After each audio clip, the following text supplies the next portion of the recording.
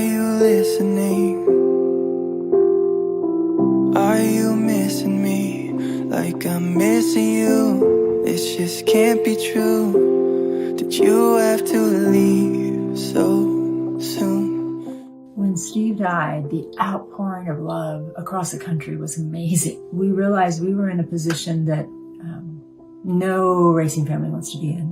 The good that was coming out of that was that these dollars had come together to support us, and we realized no, we didn't want to use them for us. We wanted to use them to help others. The foundation is important to me. It keeps Steve present in what we all do and what we all love, and that's racing. My favorite memory of Steve was just how nice of a guy he was and how genuine he was. I'm just sure that Steve would be very honored and thankful for the foundation and how it's honoring his name and all the good that the foundation does. You go to a racetrack on Saturday, nobody expects to come out of there hurt. Unfortunately, sometimes it does happen. And thankfully we got people like the King family and everybody that's involved with the Steve King Foundation to help these families. I was diagnosed with breast cancer, and the Stephen King Foundation reached out to me and told me that they had a check. I was absolutely floored. I just thought that they did this for drivers or crew members that got injured. You know, racing, they always say racing's like a big family. I was involved in a pretty gnarly sprint car crash. Found out my brain was swelling and bleeding. Pelvic bone was broken. I had 2 cracked vertebrae on my back, and I was in the ICU a little over a week. The Steve King Foundation reached out to my parents. We received a donation from them. Immediately they started me on what's called neurofeedback, and insurance did not cover the neurofeedback appointments. So we received another donation from the Steve King Foundation. It really helped a lot, and I just want to say thank you. Thank you from the bottom of my heart to the Steve King Foundation for everything that they have done for me. This last Sunday, I got to turn laps in my modified here. That was my first laps back in a race car since the accident, and I truly believe that if it wasn't for the Steve King Foundation, I wouldn't be able to do that or be where I'm at today. I was injured in a non-wing sprint car accident that broke my neck and left me with a spinal cord injury. I was in the hospital 8 months, and that got really, really expensive, so having that extra help to help push me and my family forward was a big deal. I mean, it's kind of inspired me to start my own foundation within racing. There was such a caring family, and they wanted to help others, and being able to just be associated with them, to carry on his name, to help other racers and their families to survive in the sport that we love so much has just been a real honor for me. The thing that gets lost in translation is, yes, Steve's death is the reason the foundation exists, but it's Steve's life, and it's the lives of racers everywhere, is the reason we're able to do the work we do.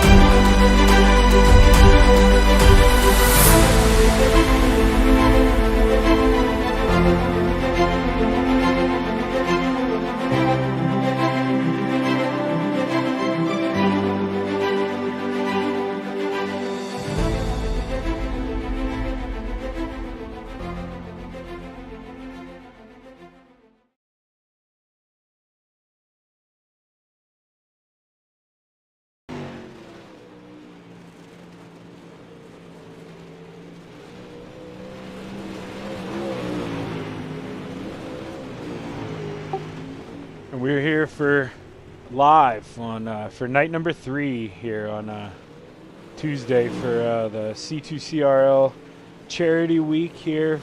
We're going this week for the Steve King Foundation, as you saw in that first video. Wonderful foundation. We've donated to them a bunch of charity weeks in the past. It's a great organization. You saw it's helped out families of racers, racers like Brody and Grady, who have been in terrible wrecks. Help them through tough times. So if you're definitely moved at all by that video or interested in donating, check out C2CRL.com. You can click on the Speed Week link at the top, and it'll have the link for the PayPal donation, or you can always look it up yourself. It's a wonderful organization, the Steve King Foundation, but couldn't do that without the help of the sponsors like Gambler Motorsports, Flatline Racing Bodies. I know I'm missing a bunch. All the admins, Barker, Patrick Spangler, guys behind the scenes like that you don't really hear about. Couldn't do any of that without them. Who Let the Dogs Out? I can't remember if I said that. I know that's one of them I've ever seen in there. But like I say, so many. Venom, the Venom Racing Team, Young Gun Creations. There's just so many to name. Sorry, just still a little moved by that video. So it feels great to be able to do something for those guys and be able to help out. But we should be getting ready to go into qualifying here around 7:30. So we'll bring you a little bit of practice here. But let me bring up the standings here for you guys. Right now, the overall standings have Stephen Goldner. Now this is like a Speed Week thing. These standings. So right now, after 4 races, that's the most any of those guys have done. Stephen Goldner's in the lead with by 2 points over Jesse Atkinson. So look for those guys out on the track tonight for sure. They're going to be battling hard in the dirt standings. Isaac Salas is going to be your leader by 1 point over Anthony Morano. So this is going to be a big deal. And I say dirt standings because we do also have a different category, asphalt, which is we're going to run, I believe, 50 laps here at Volusia, maybe 60.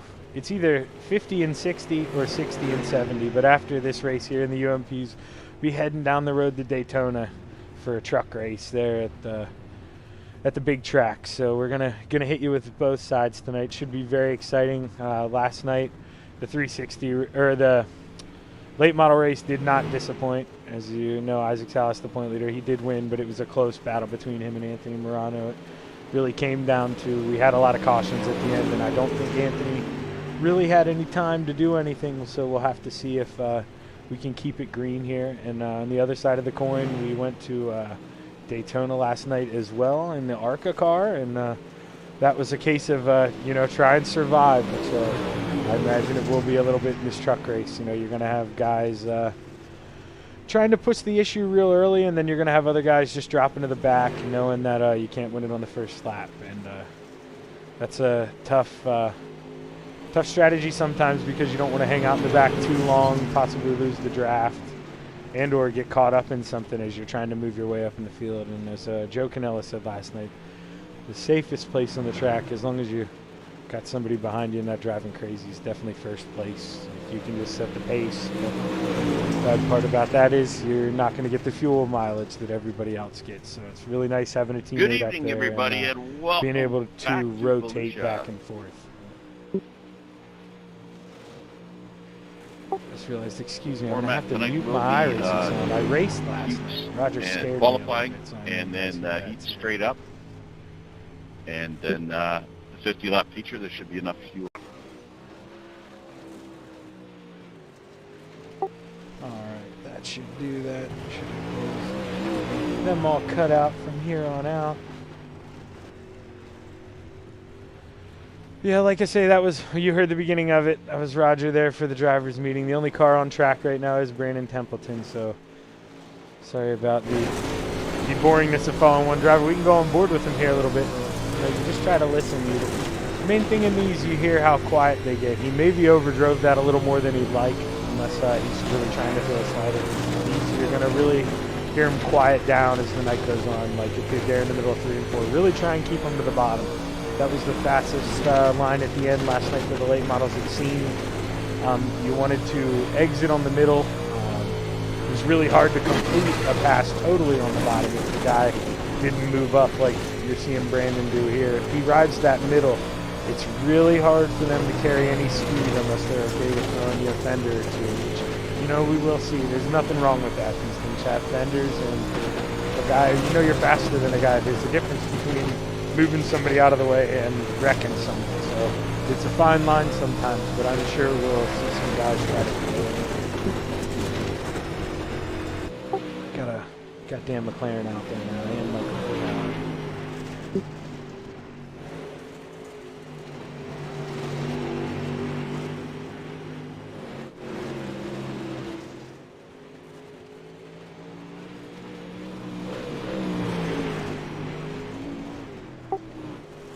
They're not running the same lap times, obviously, they were before track has slowed down, but that gives you a little bit of taste of the lap times here.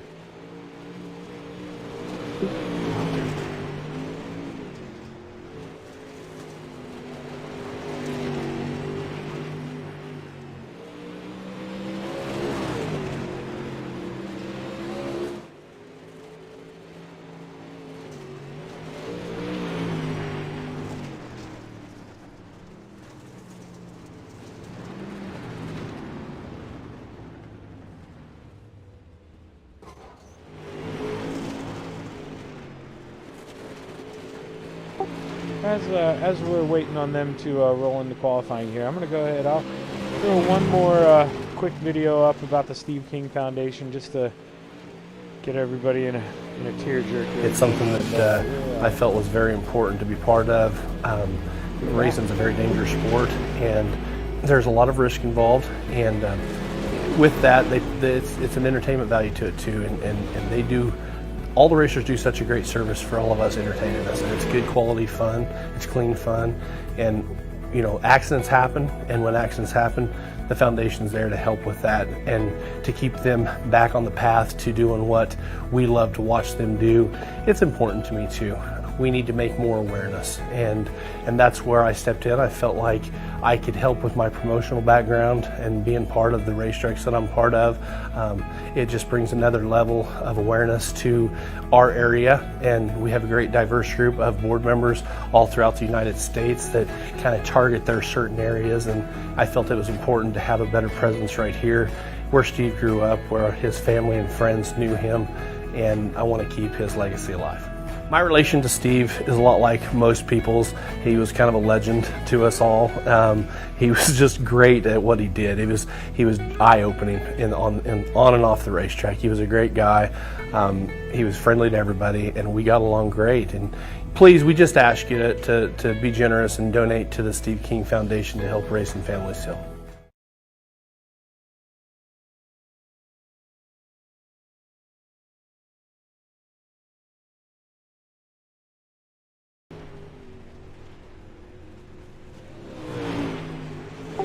Like I said earlier, can't stress it enough. Great cause, the Steve King Foundation. What they do for the families of racers, just it speaks for itself. So once again, if you're interested in donating, don't mean to keep flooding you with that, but very important. That's what we're racing for this week. Go ahead and go to C2CRL.com and click the Speed Week link at the top of the page, and that'll give you the link to the donation for the PayPal, and $1, $10, $15, anything is much appreciated, and they stretch it and make it go a long way to help the families of racers. So once again, if you're able to, definitely is a great cause, and you know the money's going towards good themes.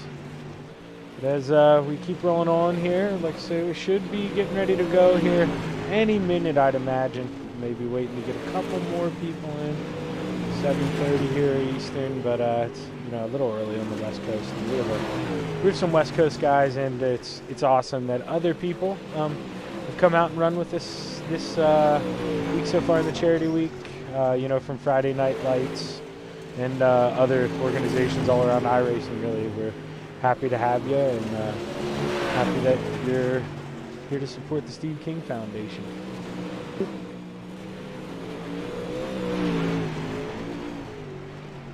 And right now, the fastest car on the track is Brandon Templeton. He's running 15.9s. Oh wait, no, 16.7s right now. 15.92, sorry, is his fastest lap. They're running in the low 16s, high 17s right now, him and Trevor. They're kind of going back and forth as being the quicker guys on the track. Let's ride on board with Trevor, see what kind of line he's running right now, the orange machine.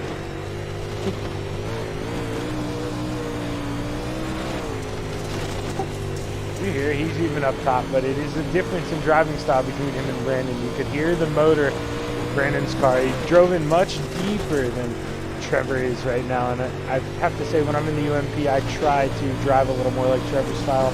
Can't really perfect it as well as he has it, but it's really about babying that throttle. And you know, it sounds slow, but if you could just look at it from a physics standpoint, you're not spinning the tires. It's real easy. You're getting that traction. So as you accelerate up out of the corner, you have a lot more grip and you really make up for the quote-unquote slow entry and your exit speed at the end of the straight much faster than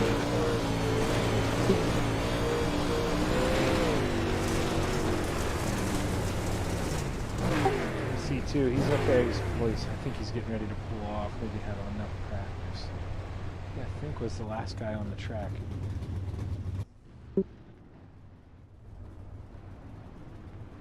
Oh, good. Trent's gonna pull out first.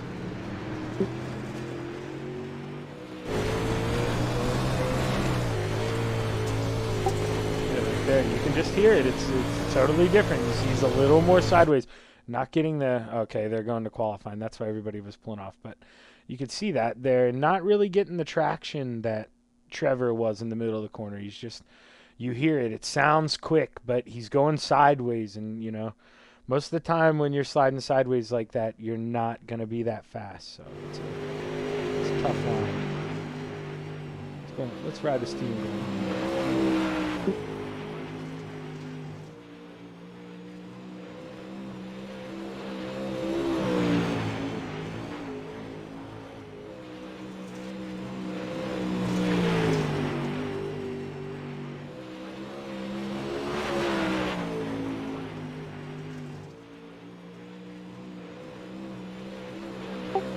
That puts Steven in 2 out of 2 right now. Brandon Templeton. Now Anthony Morano with the quickest lap by a significant amount. No, Lawson, I just better be quiet. Lawson's catching up now, not by as a significant amount, but Anthony Morano is still your quickest car on the track. Corey Boudinot, he's an announcer sometimes. He's always an underdog we like to root for. You see, he gets a little sideways in the middle of 3 and 4. Might have lost some speed. And his last lap was slower than his first lap. Not by a whole lot. Brian Lawson picked up time on his second lap, not much, but just got bumped out of second by Dylan DeWert. And I'm not sure how I pronounce that. If he gets in the top 3, I'm sure he'll be able to correct me. But it looked like he had a good exit in 4 there. Not as fast though. 17:02 on the second time around. So Bachman coming around for the second time. Gets 1,000th of a second faster, 16.99, moves him into 5th place. Trevor Giroux into 3rd place on his first lap. Exiting turn 4 here on lap number 2. Let's see if he can get faster. And he does not. 17:05 on lap number 2. So looks like maybe Jason Butterfield. Nope, he was getting ready to pull in. Trevor Straighten still on the track here. This is lap number 2. First lap, 17:27th and 15th place. The second lap, a little faster, 17:22. It will bump him up 1 spot, move him up to 14. But it's looking like your top 4, or we'll go top 5 in qualifying here, are going to be Anthony Morano in the 32, Dylan DeWert in the 020, Trevor Giroux in the 075, Brian Lawson in the 9, and Samuel Bachman in the 007.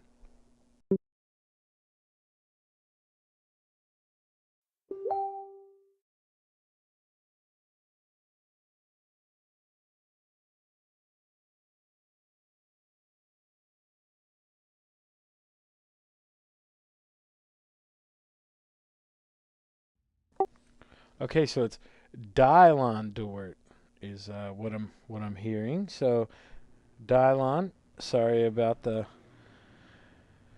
wrong pronunciation, but you know, at least we got it fixed now, and we'll have it ready to go for the rest of the event here.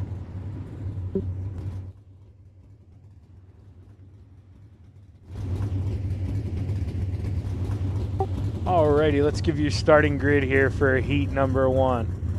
Brian Lawson in the Anthony Morano in the number 32 starting on the pole. Brian Lawson outside of him in the number 9. Mark Gilbert in the 017. Jeff Barker in the 513 in row number 2. Barry Goldner, Gary Siegelkow in row number 3. And Dan McLaren and Pat Boyce rounding out there. Actually, Dan McLaren skipped up a little bit. He's going to be in row number 3. And Gary Siegelkow and Pat Boyce are going to round out the field here. But as we get ready to go here, definitely going to be an interesting first lap. Haven't, seen any racing yet on the track. The guys don't really know what the race line is right now, I'd imagine. You can go off qualifying, but that's all by yourself. So, you get the whole track to use. They haven't, you watched warm-ups the same as I did. You really only had 1 or 2 cars on the track at a time. They really weren't out there side by side. So going into turn 1 is going to be a big surprise for some people.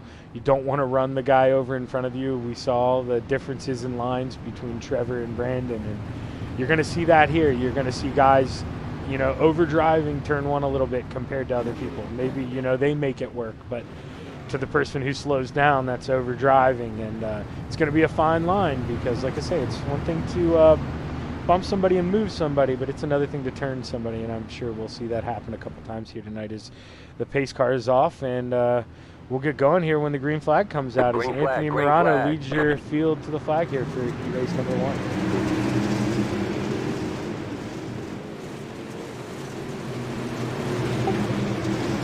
Anthony Morano looking to get it done on the bottom, but just not having the momentum coming out of the corners. Brian Lawson right now looking to complete the pass on the outside as he does. He leads lap number 1. But we're 3 wide entering turn 1 there for 3rd place. A little contact.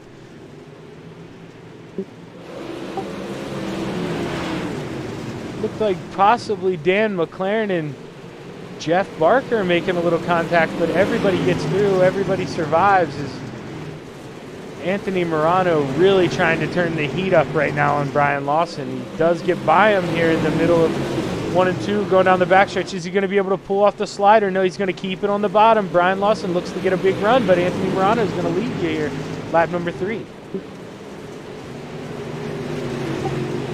Meanwhile, big battle back here for 3rd place. You got 3 cars under a blanket.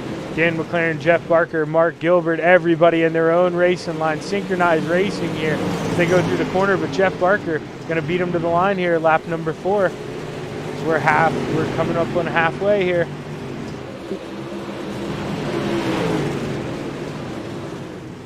Jeff Barker really getting sideways on corner entry and in the middle as he tries to gas it up. Just able to beat him to the line, maybe getting some help. Little bump draft possibly from Mark Gilbert. Is Mark Gilbert getting a little impatient, going to try to peek to the bottom. Can't blame him. He knows he's running out of laps. It's time to go. Meanwhile, back up front, Brian Lawson not letting Anthony Morano really walk away, running 2 different lines. I think Anthony's in the preferred line right now, whereas in Brian's line may come in possibly here in the features. Mark Gilbert looking to get by Dan McLaren on the high side. We're in the white flag lap. The battle is on for the lead. Doesn't look like Brian Lawson's going to be able to get anything done as he tucks in line behind Anthony Morano. Anthony Morano will be your winner here in heat race number 1, but the battle's for 3rd. Dan McLaren looking not able to make it, but able to secure 4th at the line to Jeff Barker. Anthony Morano, Brian Lawson, Mark Gilbert, Dan McLaren, Jeff Barker, Pat Boyce, Barry Goldner, and rounding out the field, Nate, Gary Siegelkow.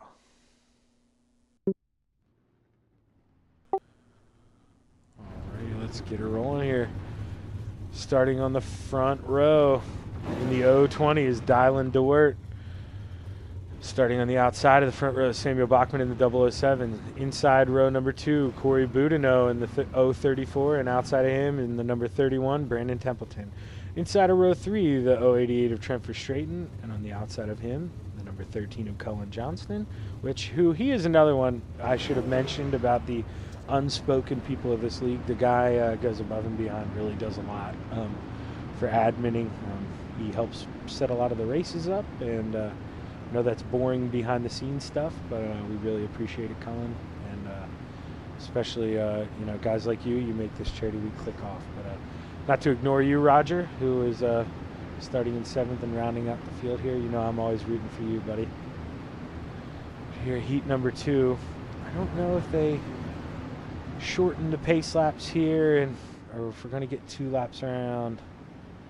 Looks like they didn't shorten the pace laps here. They're going to let me run my mouth a little bit. But I would have to say, Dylan, he's got to be one of the favorites with that lap that he had. Or Dylan. Sorry, I'm going to get that right. I promise. I'll be saying it perfect the whole time. And he is in, I believe, that. Or no, that's Sammy, actually. My thing's moving around. If Dylan can clear him going into turn 1 and 2, he'll be able to take the preferred line. But I don't think you want to be trapped down on the bottom. It just gets too slick in the exit of 3 and 4. I think you're going to look for him to try to get up in front of Samuel Bachman here if he can. And, look for Corey to make a charge through the field here. He's always aggressive and he's always fast. Here's the pace car's off. And green flag, green flag. Dylan's going to lead him here to the green flag.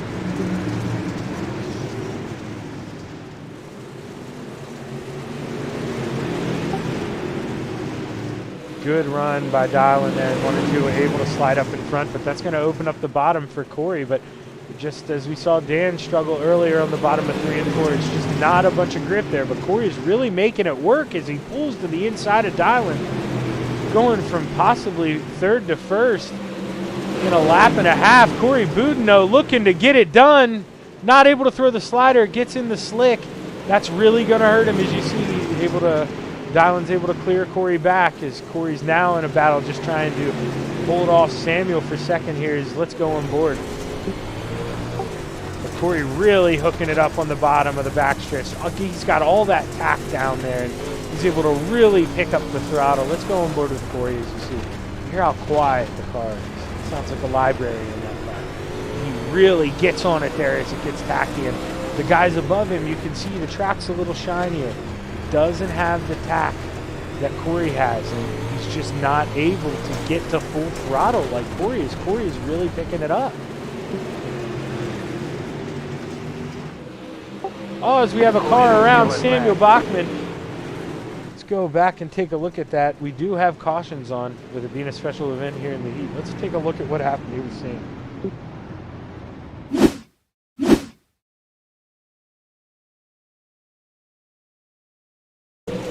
Right number, the 007 is who we're looking at.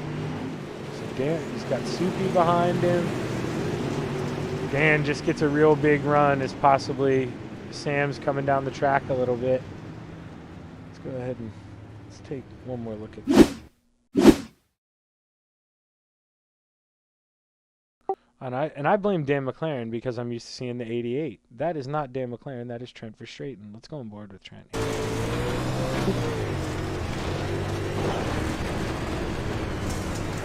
Yeah, just got a big run, and you see, if he doesn't run triple monitors, you're seeing, you don't have the best field of view there, and if he came down on him, that's not really like he drove up and tried to wreck him. That's definitely a racing incident.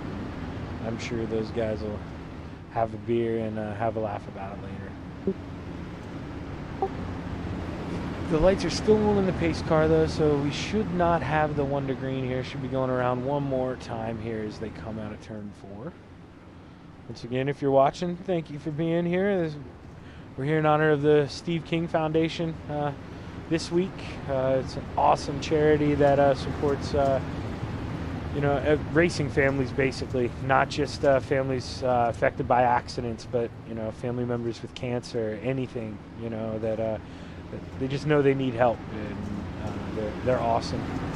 It's a great charity, and if you're interested in donating, once again, C2CRL.com. You can click on the Speed Week link, and you'll get the link to the PayPal there, and $1, $100, 50 cents, we'll take anything. It's all going to a great cause here as The pace truck should be getting ready to pull off here as Dylan's going to lead him to the green, and he gets a good start over Corey, able to really gap Corey. Now he's going to have some pressure on him behind Trent. Let's go on board with Trent Verstraeten here.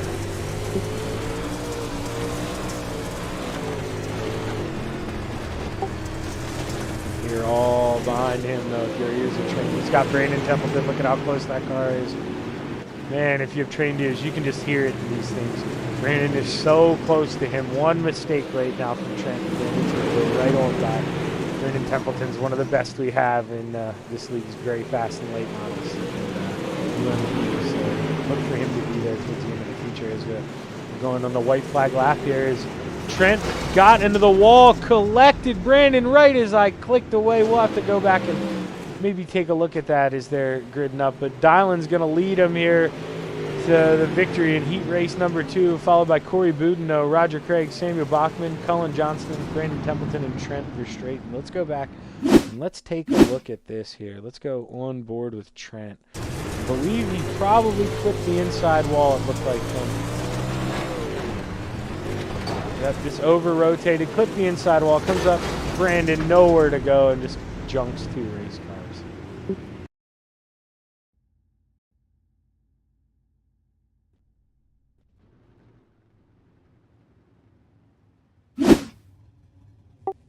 Alright, my racing's acting mad, so you got to see my cheater screen here for a second. Sorry, got to do it sometimes. We don't like to do it. We like to keep it as real as possible. But didn't want to go live for me.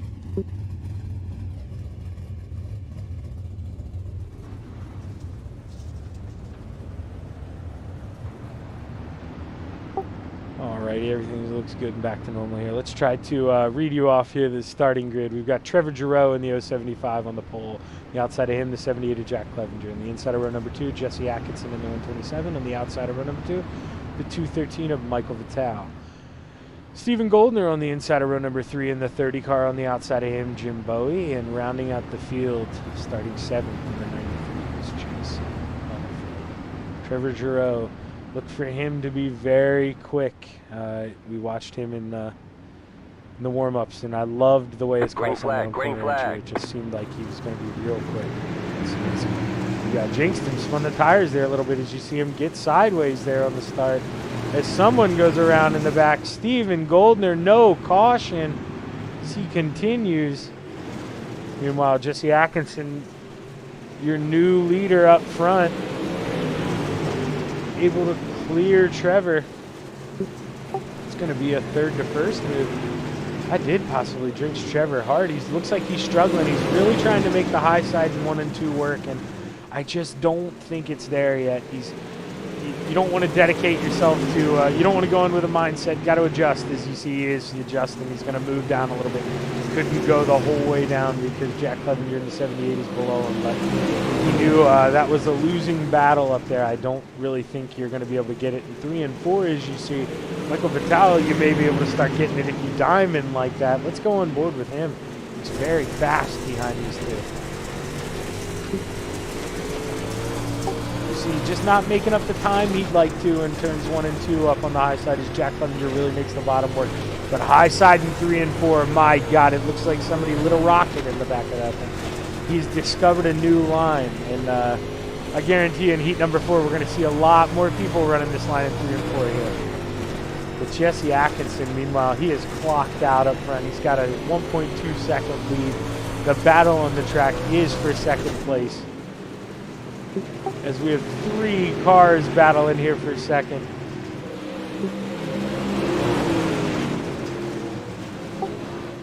Trevor Giroux is going to look low on Jason Butterfield, or on Michael Vitale, not able to get it.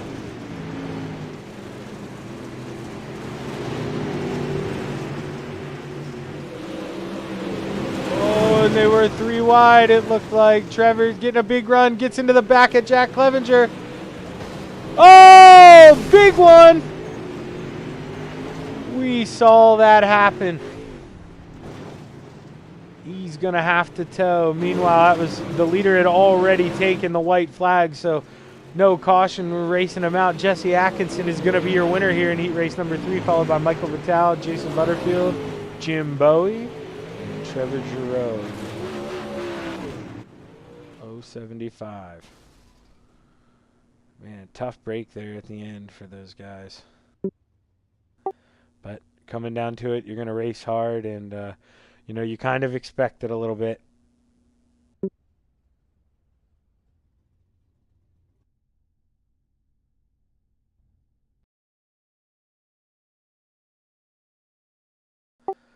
Alrighty, we're going to be going to warm-up here, and we'll be back after warm-up here with a quick word from our sponsors.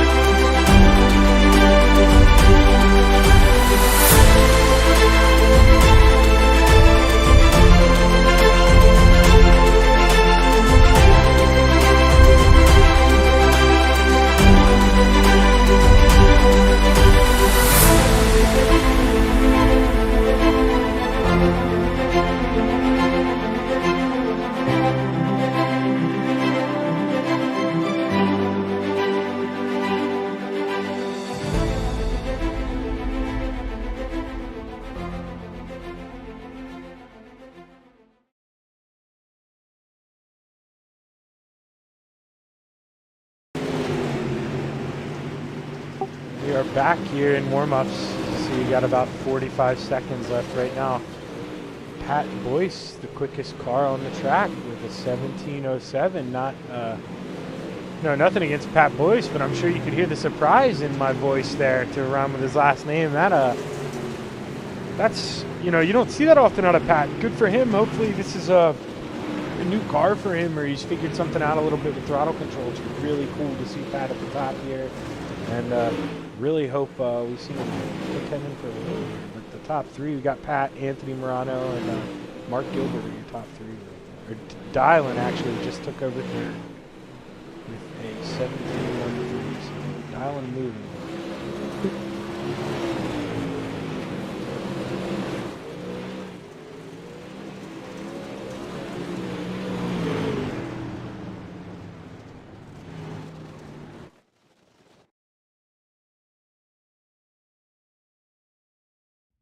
Alrighty, what do you say we get her rolling here?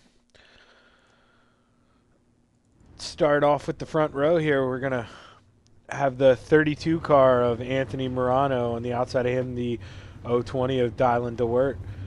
The inside of row number 2, we have Jesse Atkinson in the 127. On the outside of him is Brian Lawson. On the inside of row number 3, we have Corey Boudinot. On the outside of him, we have Michael Vitale. The inside of row number 4, we have Mark Gilbert. On the outside of him, the Bass Man, Roger Craig. The inside of row number 5, Jason Butterfield. On the outside of him, Dan McLaren. The rest of the field goes as follows. We have Jim Bowie, Jason Butterfield, Samuel Bachman, Jeff Barker, Cullen Johnston, Trevor Giroux, Pat Boyce, Brandon Templeton, Barry Goldner, Stephen Goldner, and rounding out the field is Jack Clevenger and Trent Verstraeten. Gary Siegelkow does not look like he made the call.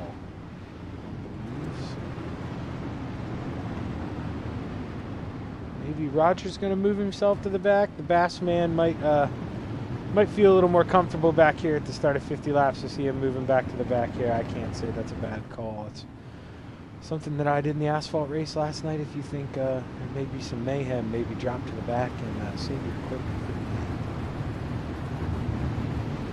But we do have the 1 to green here as we're getting ready to head off for 50 laps here at Volusia. Remember, after this, stick with us because we're going to go 60 laps at Daytona in the NASCAR Truck Series.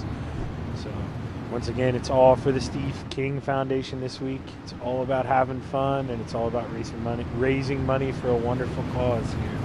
It's the 32 car. Get set to lead the field to the green flag here at Volusia Speedway. Green, green, green. Not the best start for Morano on the bottom as Dylan's able to get a good jump on the high side. Let's see if he's able to complete the pass. As they head down the backstretch, he does have the pass completed, but Anthony looks, he peeks, not able to get it done. I think the best move, Anthony. Slot in line, but looks like we have a caution. Cullen Johnston. Let's go take a look at this. Cullen Johnston in the 13. See, just gets a little tight there going over the bump. Maybe caught the wall with the right rear at the end of the backstretch, just made him go around. Car looks okay. He'll be able to go in for the quick repair if he needs to, but live to race another day. As we go back to the front here, Anthony Morano was able to get the lead back, possibly, maybe. It's got him up front. I'm guessing we maybe didn't complete the whole lap there. I'm not too sure why that happened, but a little shocking to not see Dylan in front there. I thought they did one whole lap and he was able to lead it back to the line, but plenty of racing to go yet for Dylan to complete the pass again. He's looked very fast tonight. And, as you saw there at the end of warm-ups, was able to jump up to P3 in warm-ups. So as the track was aging, he was getting faster. So I'll have to keep an eye on him tonight. Just gonna take a look, just see him getting a feel for the car, just keeping, wheeling back and forth, just trying to keep himself awake in there. Definitely got to be anxious. Knows he's got a fast car, and I imagine he doesn't want to take a lot of time because he's got a lot of buzzing bees behind him.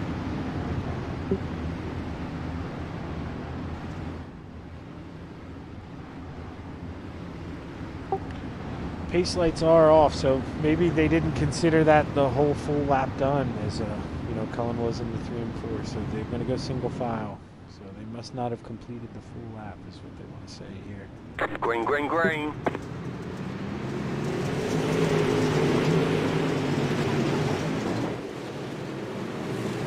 Caution, yellow flag. Ooh, another quick caution. Brandon Templeton, I'm seeing. Let's go back and take a look at this.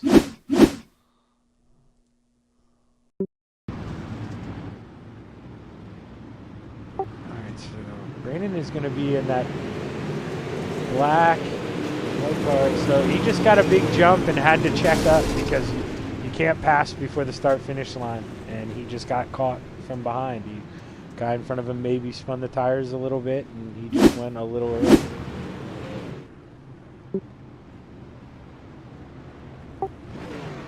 I imagine this lap ticker is gonna change here soon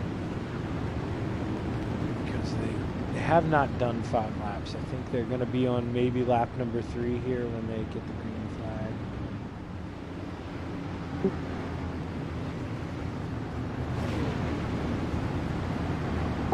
As far as I can tell on the scorecard, I don't think the laps are counted under green.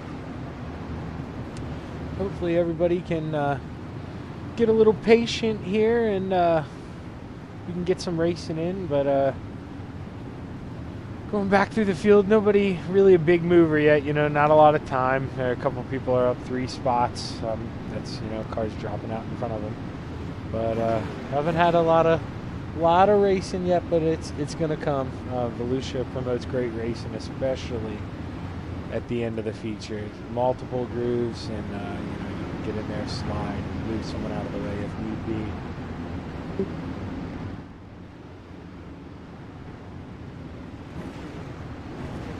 Lights are off, so we will be going green coming out of 4. When the pace car goes off the track, the 32 of Anthony Morano can fire anytime he'd like. Green flag, green flag.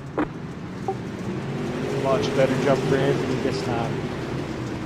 You saw The yellow flag is out. Oh gosh, another big one back there. Let's take a look.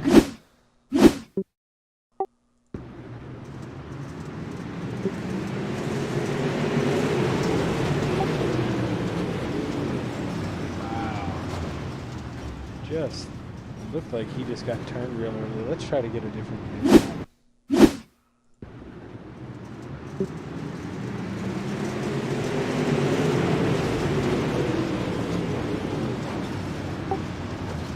Not sure who got into it. It's possibly 17. Mark Gilbert. Let's take it. Let's go back. We've got time, sadly. Let's go on board here.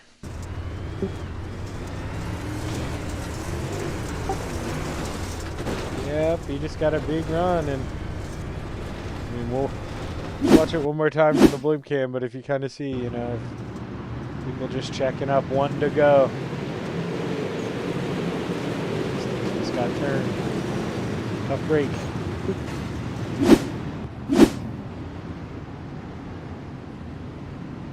Dylan, I'll tell you what, he's got to be the person hating this the most, because he knows he's got a fast race car, but just absolutely no time to get a rhythm in or to get any type of run in here, so he's got to be a little frustrated here. But plenty of racing action here left if we can stay under green.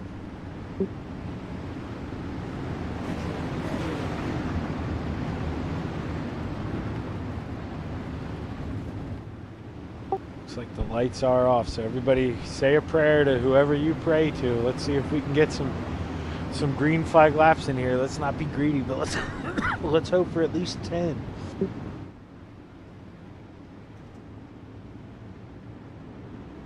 Green flag, green flag. Anthony Morano leads them off here. Let's go back through the field. Let's see if we can spot any action. It looks like everybody's being patient as they have been. We'll go back up front here with Anthony.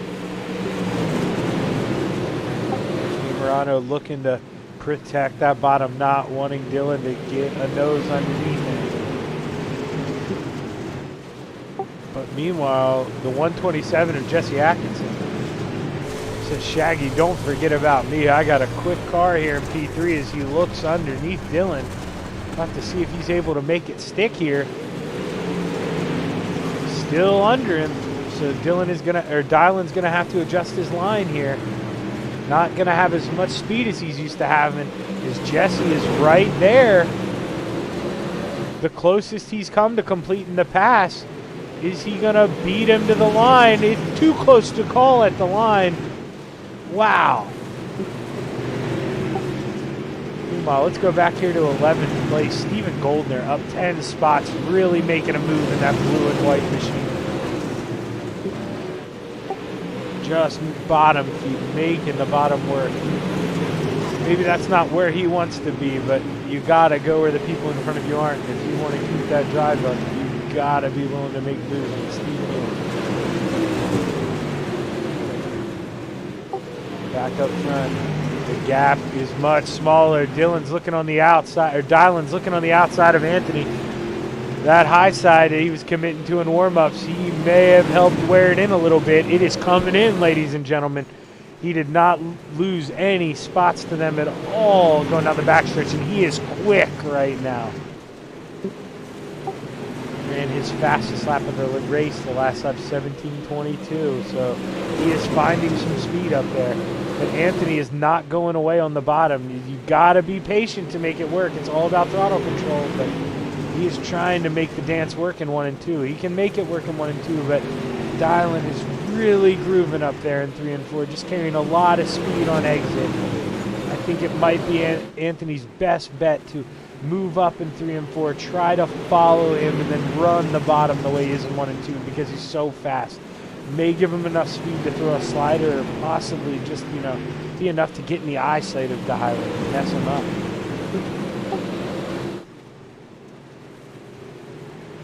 Let's take a look here at the battle for now 5th. Mark Gilbert's got 5th place. A little held down. The front 4 kind of doing their own thing. Mark Gilbert, Brian Lawson is starting to come, Samuel Bachman in the 007 is starting to put the heat on Jesse. He's up 5 spots, really trying to, he got involved in that accident in the heat race, really cost him a lot of spots, so really trying to make up for it here in lap number 14. Back up front though, Anthony Morano starting to lose touch a little bit with Dylan. Gapped him out to almost 0.4 of a second. So you see he's moving back up top, trying to learn a little bit from him. Maybe we'll be able to find that same speed as you see him. Maybe he has. Maybe he just needed that coaching a little bit. It's always easier to be the car in second than it is the leader. You can see where maybe, Dylan's underdriving a little bit. Anthony can make up some time. Let's go on board here.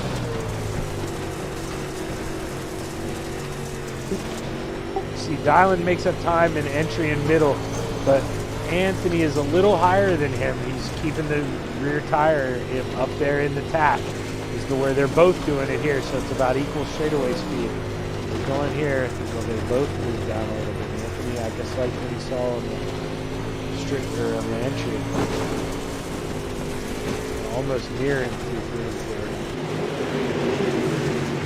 Stephen Goldner, meanwhile, up to 10th place, was able to get by Jeff Barker, up 11 spots. With Jeff Barker says, excuse me, Shaggy, I'm still right here. I'm battling. He's on the bottom, not giving up.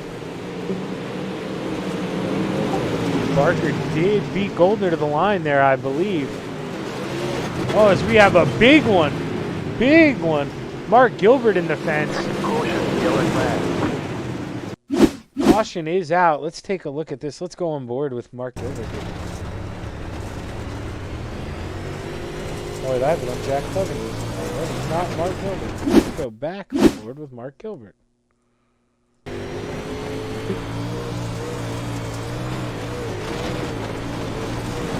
Oh, looked like Trevor Giroux just tried to throw the slider. But Mark was there. He's not clear, not clear. Let's go to the blimp cam. That's going to be Trevor Giroux on the inside of it. Yeah, just went to throw the slider, but unfortunately for him, Mark Gilbert was home. So nowhere for Trevor to go, and Mark Gilbert ate the wall. It's probably going to ruin his evening.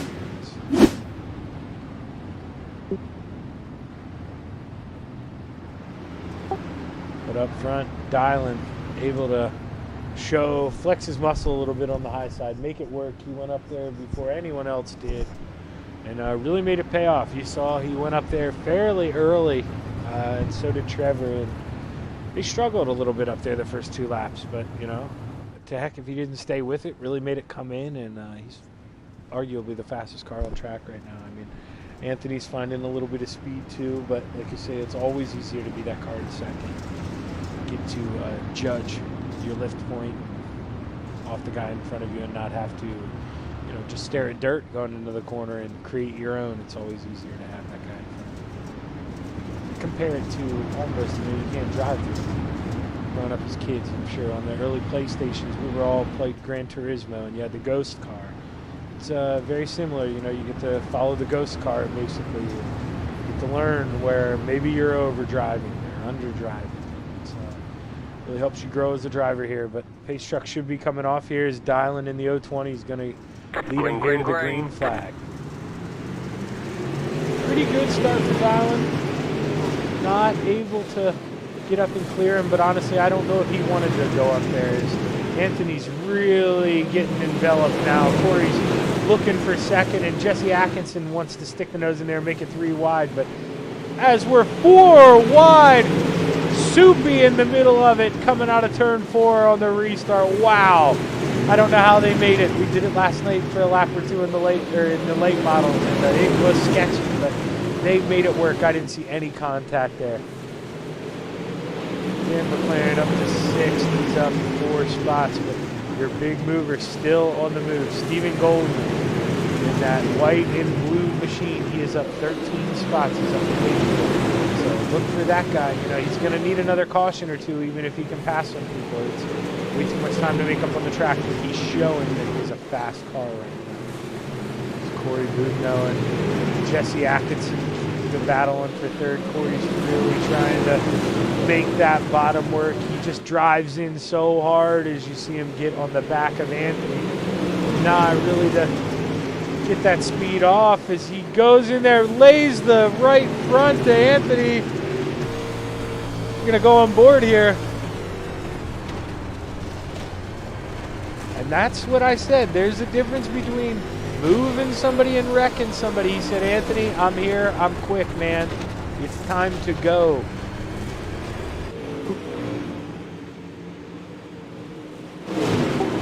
Jesse Atkinson says, Shaggy, I'm quick too. He's really making the top groove right now.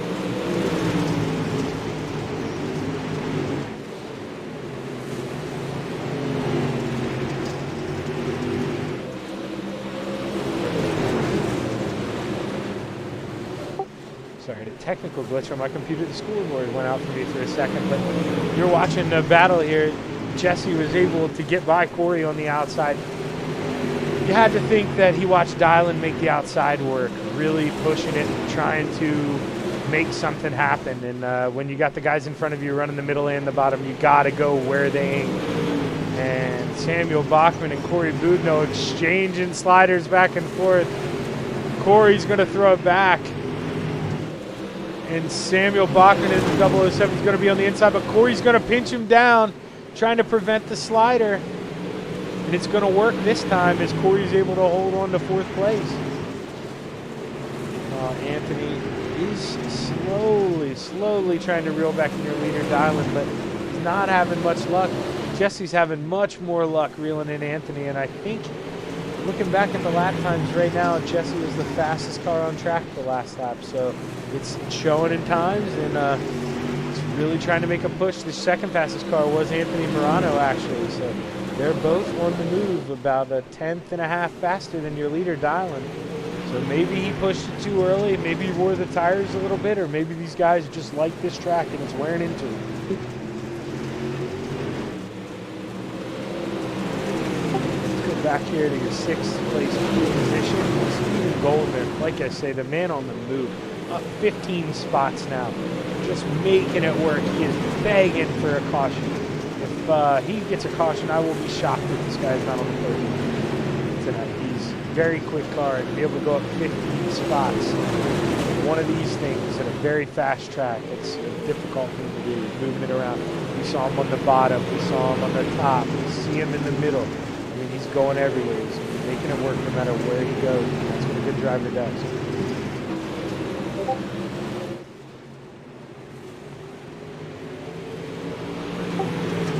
Off a lap car, I believe. Gary Siegelkow, possibly. Anthony Morano reeling in your leader. Got the gap down to 0.3 of a second.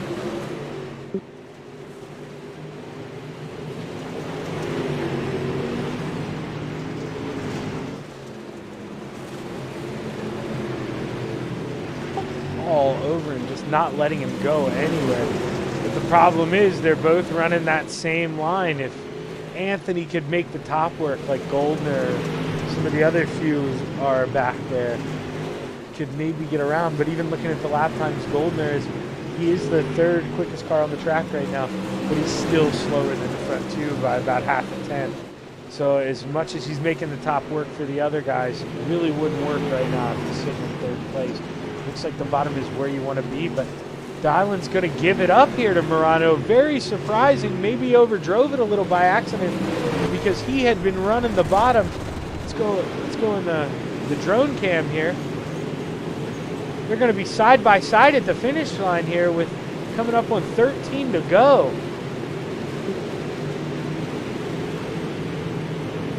Anthony Morano let one slip last night in the late model. Wasn't able to run down Isaac. Felt like he had the fastest car last night, but just ran out of green flag laps and too many cautions at the end. But he's trying to make the bottom work. But we do have a lap car.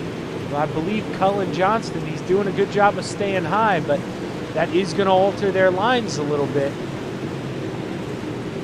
As you see, it altered Dylan's entry, and that really compromised his exit. Anthony was able to make up a lot of time coming out of turn 4.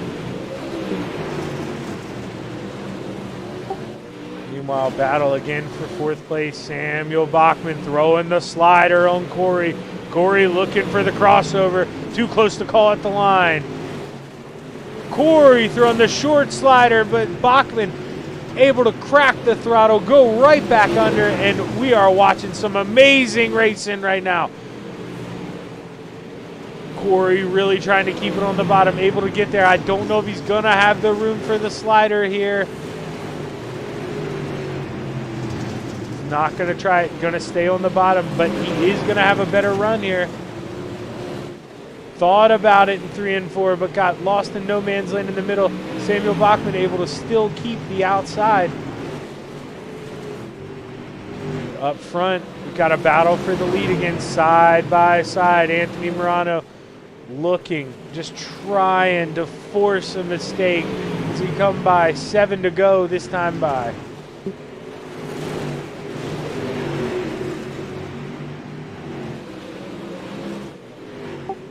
Anthony Morano just trying to drive in as hard as he can. Another lap car up there. Really going to compromise Dylan on exit. But was able to just slot in front of Anthony to go by and not have to crack the throttle with that lap car. As we're coming up this time, as we come out of 4, we'll have 5 to go. Couldn't ask for more exciting racing than this. Anthony, like I say, does not want to have another one slip away. One of the best this league has to offer. He is going to give it all he's got here.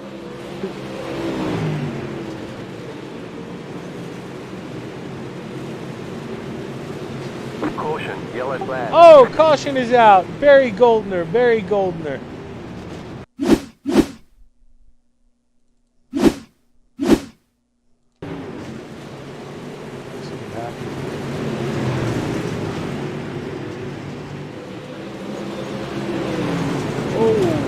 Caught his son a little bit too, Steven, in that. I wonder if the car is going to be okay, because he had raced his way up to 6th. It looked like Barry just caught that outside wall. Happens here a lot. There's a little barrier that comes out in the middle of the backstretch, and if you get lost, that thing can bite you. And as you saw there, it caught him, as that's going to ruin Barry Goldner's night here.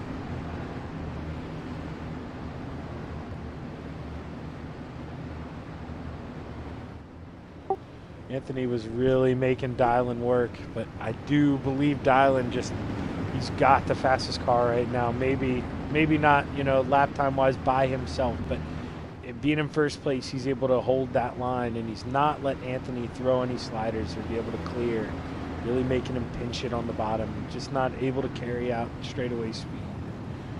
I think this restart is only going to benefit Dylan here. He's going to be able to, starts her on the leader. He's going to be able to get a little bit of a gap. And I imagine, it would take a lap or 2 for Anthony to even think about running down, getting back to that rear bumper after getting a good restart. So Dylan's got to love this restart. He's just got to make sure he doesn't spin the tires here, and it's definitely his race to lose. Steven Goldner, keep an eye on him in 6th position. As long as he doesn't have any damage, he is going to be going hard for a podium. He was in the overall points discussion, if you remember, him and Jesse Atkinson. Jesse Atkinson is in 3rd. So Steven is really going to drive his tail off here. Is the green flag. Dylan's going to lead him back here with, should have 4 to go.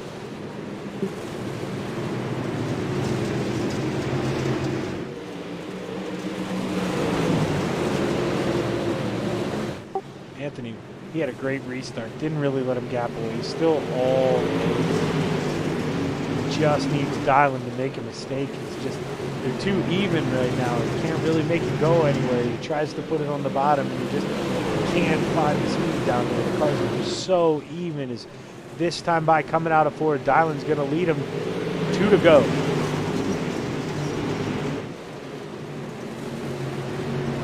You see him battling. Caution. Caution.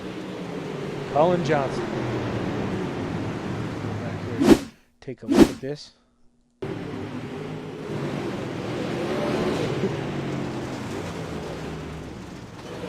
Oh, it happened in front of him. Accident in front of him there. Let's see if I can get a better view of that.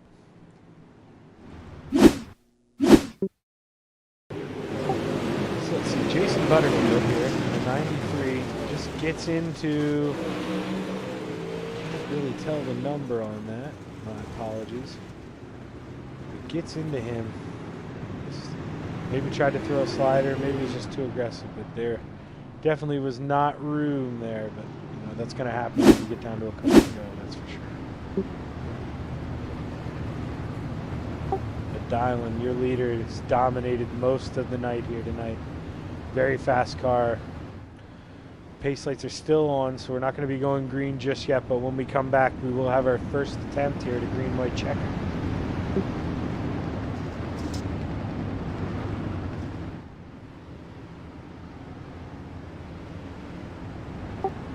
You know, for those at home watching, you know, that don't know what the green-white checkered is, we're going to basically, when the pace truck pulls off, we'll get the green flag. Next lap, we'll get the white flag, and obviously after the white flag, we all know the checkered flag. So just basically a racer's way of saying a 2-lap shootout. Normally we do 2 attempts at a green-white checkered. I imagine it's still the same. They may have changed it for Charity Week, but like I say, normally we're a 2 attempt league, so I imagine we're going to stick with that. So this will be our first shot here. His lights are off. Dylan, this is his most important restart of the week. You know, he knows with a good one, he could get a big enough gap on Anthony to allow mistakes. So he really needs to get a good jump here as the pace truck's off. Green, Anthony green, able green. to go right with him. Not really able to pull him. Jesse Atkinson all over Anthony as well, really wanting that second place finishing spot. We're coming out of turn 4. We will be getting the white flag right now. Leader got the flag, so if they wreck them, it's race it out, boys, as we're here. Atkinson able to give Morano, it looked like a little tap going into turn 1, maybe get him a little sideways as the battle's on for second. But Dylan is going to be your winner here tonight. The battle is on for second. Jesse Atkinson gets a little sideways. Able to beat Anthony Morano to the line. That's going to be huge for Jesse in points, who is in the overall points battle. Great finish between him and Anthony Morano at the line. Let me give you a quick rundown here. Dylan DeWert is going to be your winner, followed by Jesse Atkinson, Anthony Morano, Samuel Bachman, Corey Boudinot rounding out the top 5, Brian Lawson in 6th, Stephen Goldner in 7th, Trevor Drew in 8th, Jack Clevenger in 9th, and rounding out the top 10 is going to be Soupy Dan McLaren. Let's go ahead and give these guys a minute or two to get up in Discord, but wow, did we just get treated to a wonderful finish there. That was amazing. The move that Jesse Atkinson made on that last lap was phenomenal. Really just give him that slight little love tap going in the corner, just enough to rough him up, and able to get him outside, pinch him down, and just what a pass.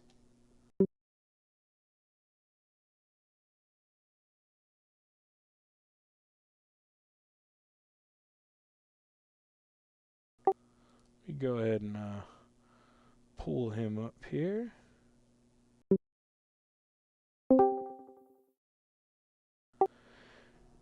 Hey, Anthony, Zach in the booth, man. You got a copy? What's going on, Shaggy? How you doing, buddy? Pretty good, man, dude. You treated us to a great race. You know, you go back. You know, I'm always talking good about you, Anthony. You drive clean. You and your dad are great people. It's just, we're so lucky to have you in the league. The way you race side by side with dialing and just, didn't get into them, knowing that, you probably needed to float up on the exit of some of those corners, but you just kept it a clean race, and, it probably ended up costing you second at the end. But talk to us a little bit about it. I thought I had second pretty good. I got a little bumper help coming out of two there and loosened me up and spun the tires. So, I mean, racing's racing. I mean, nothing against Jesse. I would have done the same thing if I had to. But yeah, just with these things, I don't run them very much, and all I know is keep the car as straight as possible and keep it under $7,000 and don't smoke the tires. Yeah, I'm glad you said that, because I was trying to preach that. It really is kind of, you got to watch the RPMs a little, almost like you said. You don't want to over rev these. It's, slow is fast in these. It seems like you just want to keep it straight. Yeah, absolutely. Sam Bachman, yeah, he's a lot better at these than I am, and probably better than DJ is as well. And he's always told me, just slow down and you'll be faster. I was actually talking to Lawson today. I was telling him, listen, when you're out there, $6,000 to $7,000, if you go over $7,000, you're in trouble. Buzz the tires. Just let the car work, roll the corners. It's 50 laps. It's going to be pretty brutal. I think I had like 38% left on the right rear after this. Oh, wow. That was my next question. I was wondering how bad you guys beat that up, because, yeah, I imagine with the spin, there probably wasn't much left of that right rear. But congratulations, Anthony. Third place, maybe not what you wanted, but it's really going to help you out in the dirt points. And like I say, you're a great guy to have around. But you got anybody you want to thank? I got to thank my wife, Sherry, the boys over at FTM. They help me out with everything under the sun with these things. And, not just these cars, all the cars. Dean at Super Dirt Car, Logan at Hi Mom Lens, DJ Sim Shop, Swan Speed Shop, Sam Akonda Setups, MDI TV, GripHack.com. Like I said, everyone that helps me out. You for doing the broadcast, and Roger and everybody here at Coast to Coast. Hey, well, awesome job, Anthony. Am I going to see you here at Daytona? That's a negative. I don't really play much with the asphalt stuff here. All right, man. Well, I don't blame you. I'm sure I'll see you tomorrow night. And congratulations. Thanks, buddy. That's Anthony Morano, your third place finisher. Let's go ahead and bring up the man 127, or the man in the 127, Jesse Atkinson. Well, Jesse, Zach in the booth, man. You got a copy? Yep, I copy. Hey, man.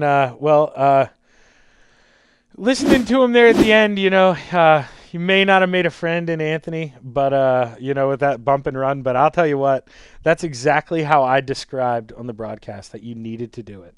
That was a clean bump. You barely tapped him, just enough to get him sideways and break his momentum. And that last lap pass for second was one of the nicest passes I've seen in this league. Tell us a little bit about it. Thank you. Honestly, I don't even remember me doing a bump and run, so if I did, it's completely on accident, but my bad. But, I'll take that. Take that over anything. What lap did I bump and run him? It was, actually, here in a little bit, it'll be on the broadcast because I have it in slow motion. But it was going into turn one on the last lap. You just clipped that left rear fender just enough to turn him a little sideways. And I mean, dude, that's clean. That's racing. Like, I literally described that all night. That's what you're supposed to do. There's a difference between, making a guy uncomfortable and wrecking a guy. And that was, if you don't do that, you don't get second place. So hats off to you on that pass. So, yeah, thank you. I mean, trying to keep it clean. I honestly had no idea I tapped him, but we'll definitely take that. Had the momentum coming into 3 and 4. I think honestly we had a better line altogether and just kind of powered through it. I thought I got a little loose off there on 4. I thought you would have had it, but we'll take it. We're trying to get all the points we can, trying to take overall champion, and if we can swipe the dirt champion here too. We're getting pretty close on that. I think with this race in the books, I think we just took overall championship or overall champion. Yeah, points, you will so. From Goldner. I was talking about that. That was quite the storyline. Yeah, you should take that over from Goldner. And Anthony is actually the point leader in dirt, so he may still have you in dirt just by a little bit, but you definitely gnawed the gap down. Yeah, we're definitely trying to close up. He's definitely one to compete with. I mean, no harm, no foul on that bump. I genuinely didn't even know I did that, so I was too focused on what was on in front of me to look up at the incident. So but it is what it is. Just got to get all the points we can get. So yeah. Yeah, man, that was, like I say, hats off. It was a great pass. It was definitely made the last lap 100% exciting. It was great. But got anybody you want to thank on the second place? Yeah, I think TWR, they're the team that took me on this year for dirt, and they bought me, or they paid my entry fee for the whole week. So thank you to them for doing that. And I think Ager Esports, my other team, we're running the asphalt stuff together, hoping to get a sweep that away as well. Got to think, I think Brady, Quinn, Matt. Yeah, that's it for that side. And I got to think for Cloak Media, as always. Got to think everybody, including you who do the broadcast here. Always love going back to these and watching them back. And obviously got to thank all the admins coast to coast for putting these races on. I mean, I always have a blast here, regardless of what happens. So keep coming back. Well, hey, man, we love having you here, and congratulations on your second place. And hopefully I get to talk to you again here after the truck race. Yep, thank you. That is your second place finisher, Jesse Atkinson. Let's bring up your feature winner here, Dylan. Okay, so it's Dylan. I'm saying it right, right? Hey, that is correct, yep. All right, I didn't say it right at the beginning. My apologies for that, but I was notified, so I was trying to get that down. Now, the last name, that's DeWert, too? Yep. All right, sweet. Okay, I'm nailing it. Well, Dylan, you were quick tonight. It seemed like I talked about it. You got a little bit of a hose job there at the start of the race. It seemed like you got a wonderful start. You were the leader. Caution came out after you guys crossed the line, but I guess not everybody completed the lap, so you had to give it back. But, man, after that restart, you took the lead over and didn't look back. Tell us about the race. Well, it was pretty smooth for me. All I had to do was look ahead, right? So, I mean, it was really just being consistent and trying to keep the tires underneath me. I think at the end there, we were all pretty greasy. I know there wasn't a ton left in my car, at least. Just had to keep it going.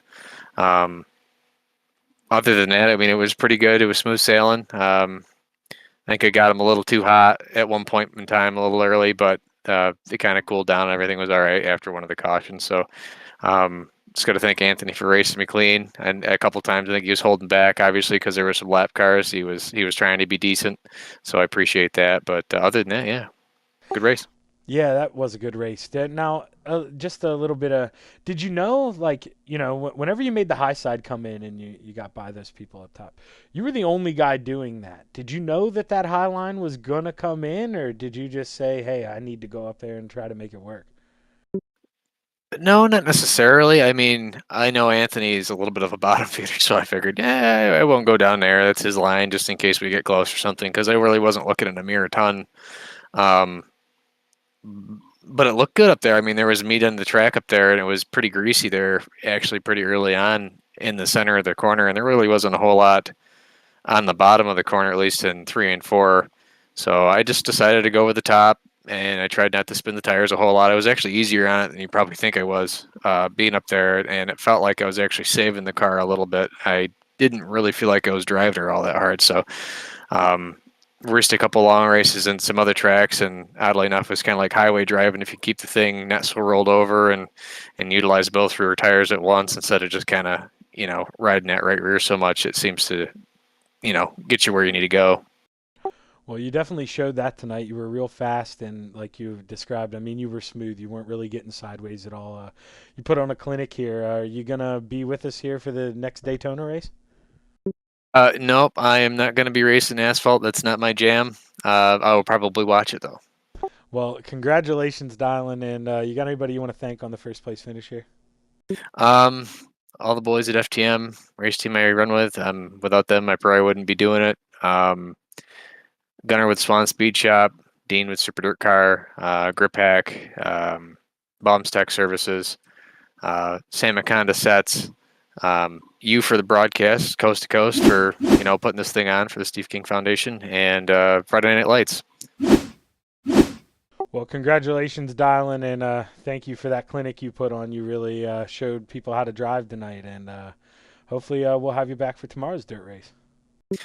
I'll give it a shot. Not my forte, but we'll give the sprints a shot. Hey, it's all for charity, right? That's right. Congratulations, Dylan, and good job tonight. Thanks, man. Have a good night. Well, that was Dylan DeWert. your feature winner tonight. We're going to take a little bit of a break, and then we'll be back for 60 laps at Daytona in the NASCAR Truck Series. Don't leave. We'll be right back.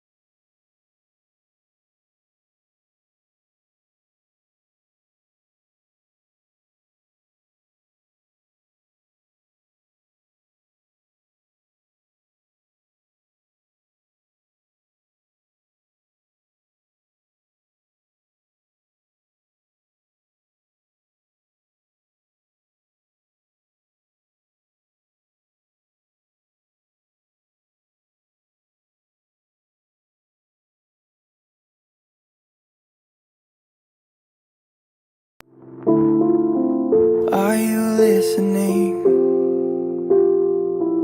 Are you missing me like I'm missing you? This just can't be true. Did you have to leave so soon?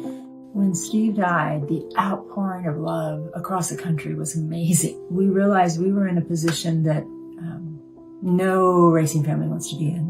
The good that was coming out of that was that these dollars had come together to support us, and we realized no, we didn't want to use them for us. We wanted to use them to help others. The foundation is important to me.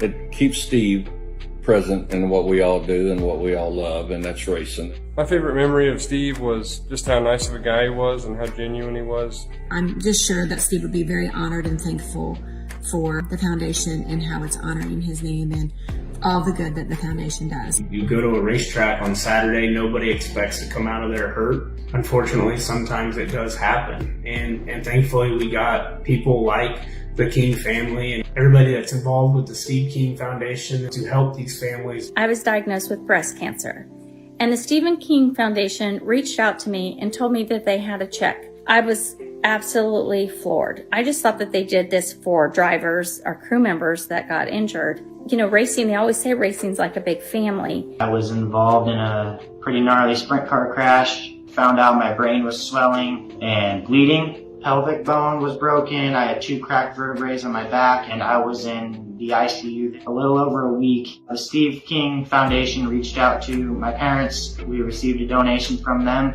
Immediately they started me on what's called neurofeedback, and insurance did not cover the neurofeedback appointments. So we received another donation from the Steve King Foundation. It really helped a lot, and I just want to say thank you. Thank you from the bottom of my heart to the Steve King Foundation for everything that they have done for me.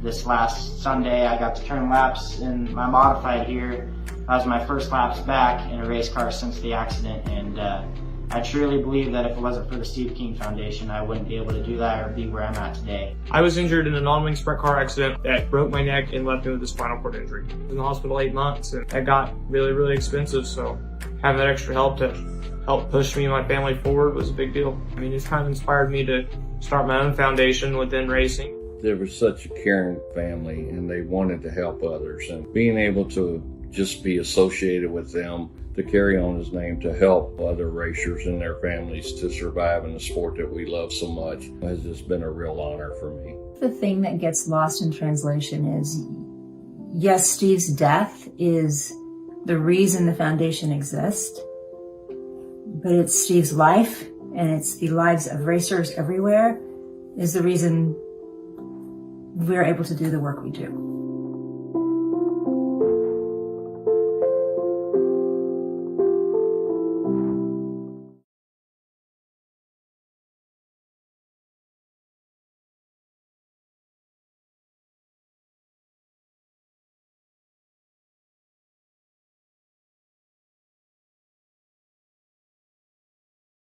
So the foundation came into being. Steve's life ended in Knoxville, Iowa during the Knoxville Nationals in 2006. And it was just a freak accident, but it was when God called him home. We were blessed by being part of the racing community for 40 some years prior to that, and the racing community really showed up for our family, really showed up. And the donations were pouring in, and we decided we didn't want to use the donations for ourselves. We wanted to use the donations to help others. And so that's when we established the Steve King Foundation.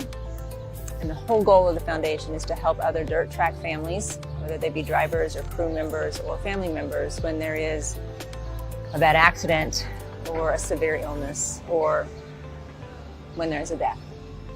The foundation is 16 years old, and we've distributed just over $500,000. Our slogan is helping racing families heal, and it's exactly what we try to do.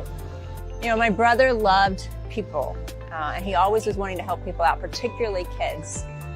Kids seem to flock to Steve, and so the idea of helping others at the foundation was just a natural extension of his life and for our family to do. And so as long as there is a need and we can continue to fund those needs, we will continue to do this. I think he would think that his death, while none of us wanted it, is bringing a lot of help to others in a way that none of us expected to ever do. I think he would be proud of the foundation and the people it's been able to help. Give a donation. You know, we have folks that give a little bit every month. We have folks that give an annual donation. You can do that right through our website. You can do a Venmo, you can do PayPal. If that doesn't work for you, you can send a check. The address is on the website, because we will put all of those funds to use helping racing families.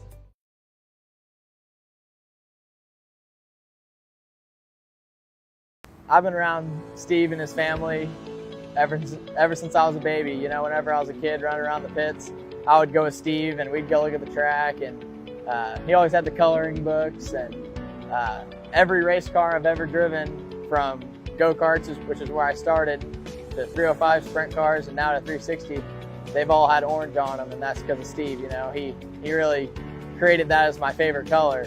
The Steve King Foundation is great. You know, they help all racers who get in incidences, and unfortunately our sport is a very dangerous sport, and so when something happens and families need help, they're there to help families pay medical bills and any other struggles that they might have.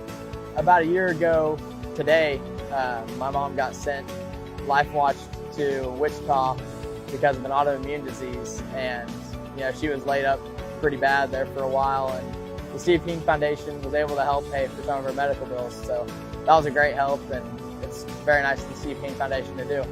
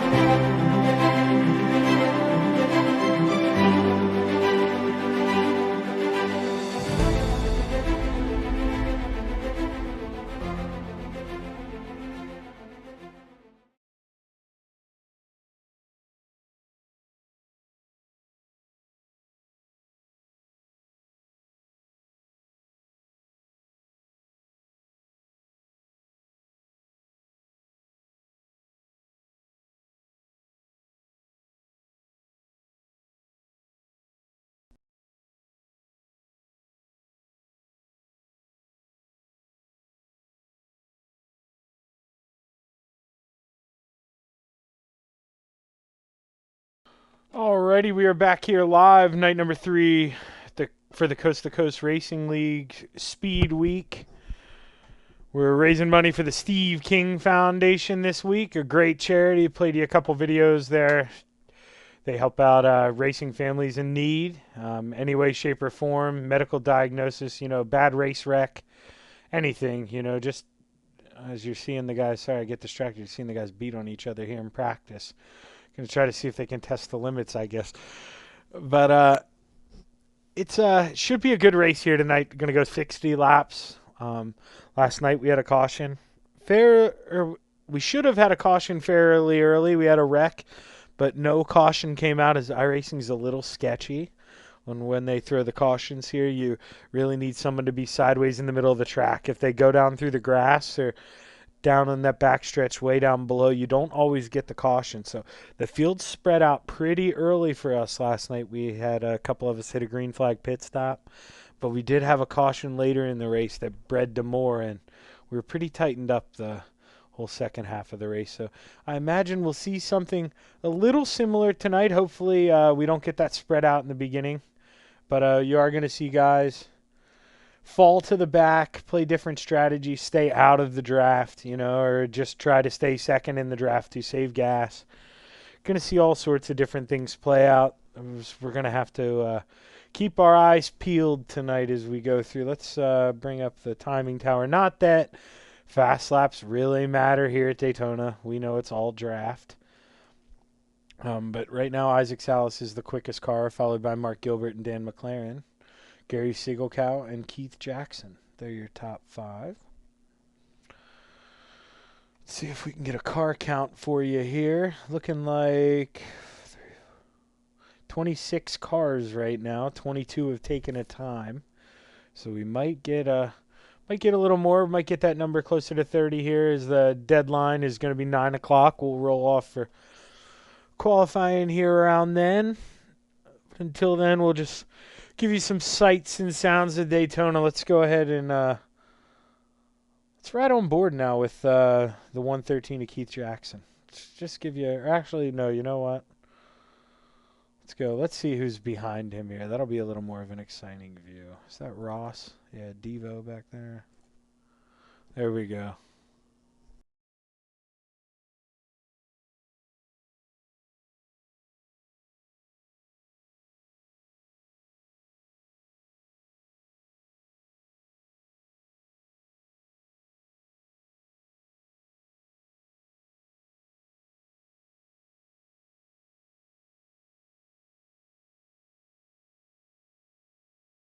You see, there's just not much give and take at Daytona. So close. And you just, if you're Devo on the bottom here, you just got to listen and hear if that car's outside of you.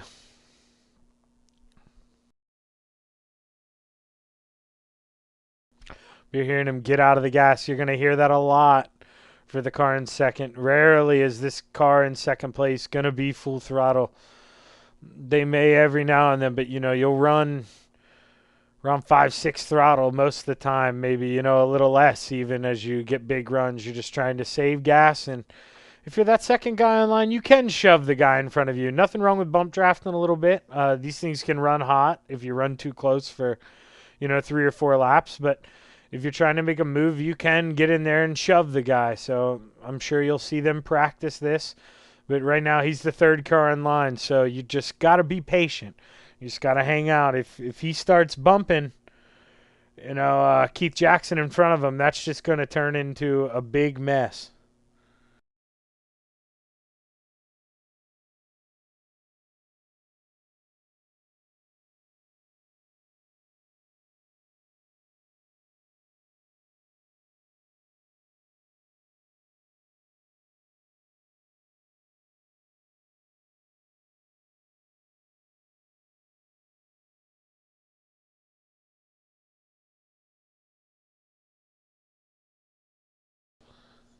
See, getting a little, has to peek out of line there. Must have had too big a run. Maybe got a bump from behind.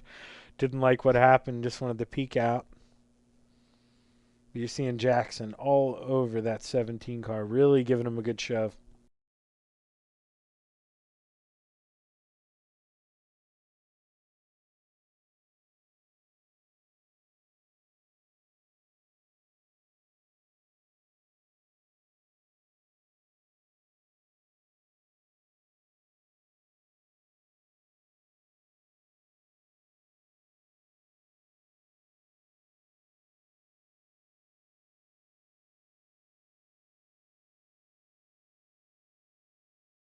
Not sure. Oh, somebody's lagging a little bit. That's why we got kicked to the scenic cam. Sorry about that. I see that car, the 13, hopping in and out. Looks like maybe Keith Jackson's lagging a little bit as they look 3 wide. Now's the time to practice. I'm going to step away for a minute or two. We'll just leave you with some sights and sounds from Daytona. But like I say, we'll be back here live with Rakes in Action at 9 o'clock. I'll be back in a couple minutes. And thank you for joining us here on the Coast to Coast Racing Network.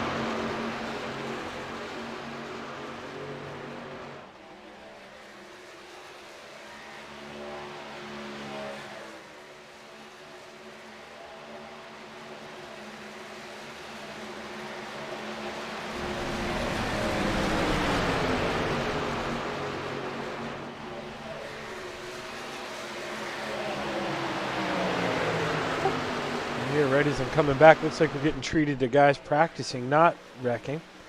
They're getting as close as they can to wreck there. You see, this is almost like they're practicing here, getting ready to go for the last 5 laps. See them bouncing off each other, sucking side draft. This is what we're going to see tonight. A little more action than we saw last night in the Arthur car. These things are a little more forgivable. And as I say that, wrecking in the outside wall.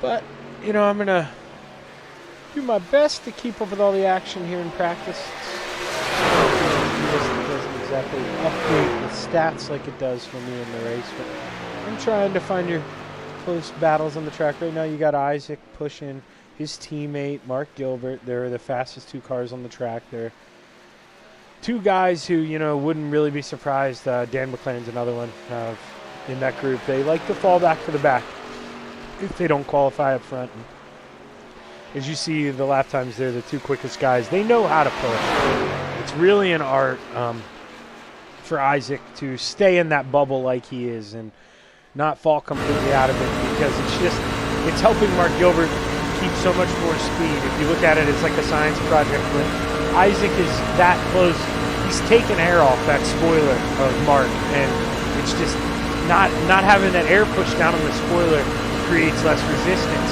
Therefore, they can go faster.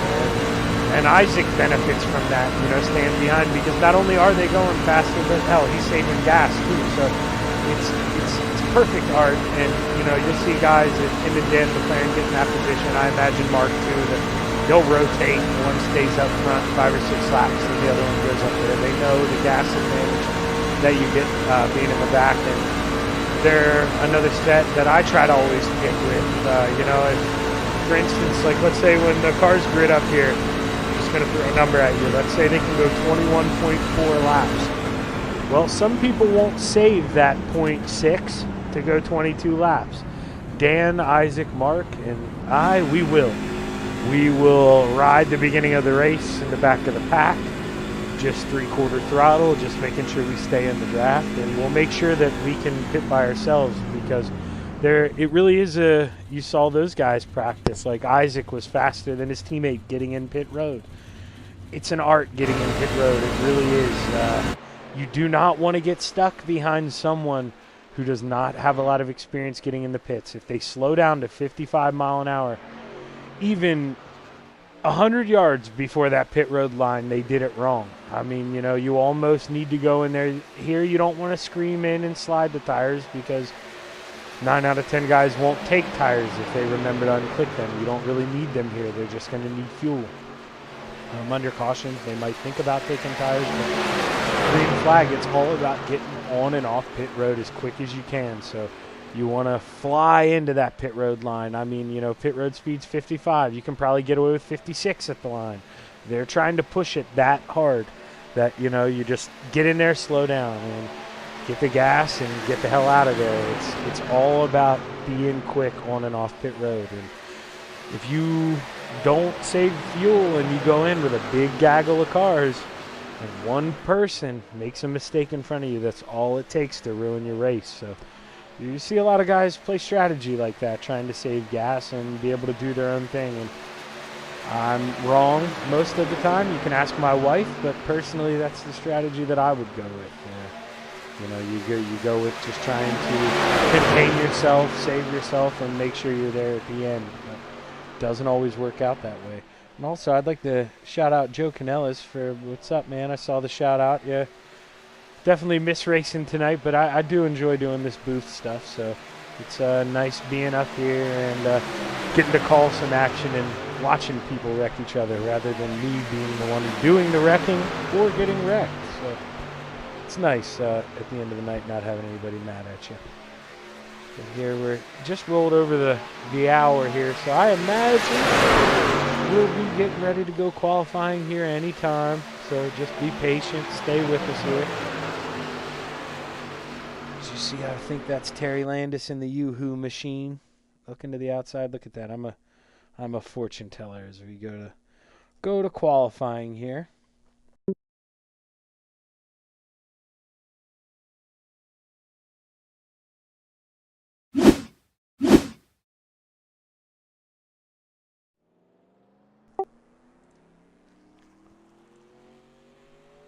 Go on board here.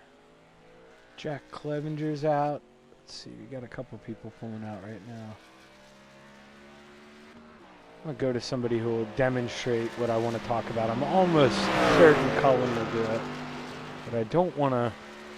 I'm going to bite my tongue here until I guarantee that he doesn't, because I don't want to look like an idiot. But no, you know what? I'm okay with looking like an idiot. Most of us here, and I imagine Cullen will do the same thing. Here as he comes out, going to get speed. He'll probably stay as high as he can. He might not really worry about it on this first lap because he's going to get a whole nother lap to guarantee it. Okay, he's going to. That's what I'd have done too. Now imagine this whole first lap after he passes the start-finish line. He will run as close to that wall as he can. And even if it's just fractions of a second, you're picking up more time up there in acceleration. You're really letting the car get wound up, and maybe he thinks it's wound up enough. He's going to tuck low, and he's going to give it a go here on this first lap, looks like.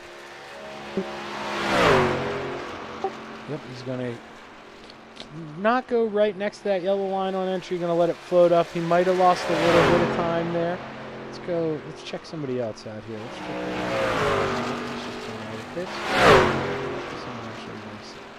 so Keith Jackson, he's going for it here on this first lap. Everybody's going to run my running up top strategy. It's Roger Craig. He's about to be done with his first lap here. He's going to complete his first lap first, I believe, as we start seeing him roll in. Mike Cramner actually was done first. And Mike Cramner right now does have your fastest lap, 52.46, as we are starting to see the times roll in. Now some of those times like a 52.99. I imagine Kemper ran high that first lap, so I should have went with my teammate. Used him as the example here. Kemper knows how to get around. He's a real smart racer. And he's one of them that tries to make sure he's there at the end. It doesn't pay any money to lead the first lap, so got to make sure you're there at the end. But right now, Mike Cramner is still your first hitter. Pretty much everyone has completed one full lap. Mike is coming around, finish lap number 2 now. And he does not get faster, runs a 52.31, so 500 slower. Jack Clevenger coming around, he's not going to speed up. Jeff Kemper did speed up, on a 52.33, going to move him up to 4th. Greg Parmalee picks up time, runs a 52.32. Same as Isaac Salas. Man, the times are close tonight, but it's Daytona, it's what we expect.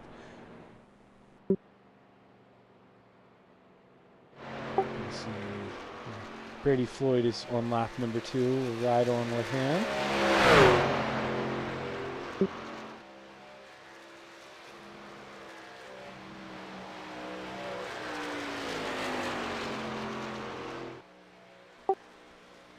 I glanced out at the scoreboard, saw him get a little sideways there. Pretty sure knew he lost a little bit of time, probably. That's why you see some guys, I think maybe they just went for it all on lap 1. I personally would have wound it up high. And I think you're seeing guys, they just, with running the bottom in turn 3 and 4 on lap 1, they're just not having the speed at the start-finish line that they want for that second lap. Because I noticed Quinn Gingrich, who qualified 5th, he did the same thing. He ran 1 lap and stopped. So you're seeing some guys just, I guess, go for it all there on lap number 1. And kind of sacrifice lap number 2. Here's Matt Moreau, he's in lap number 2. Right now, currently 24th, looking to pick up some time here. He ran a 53.11 that first lap, so I imagine he was right up against the fence. So this should be a good lap here.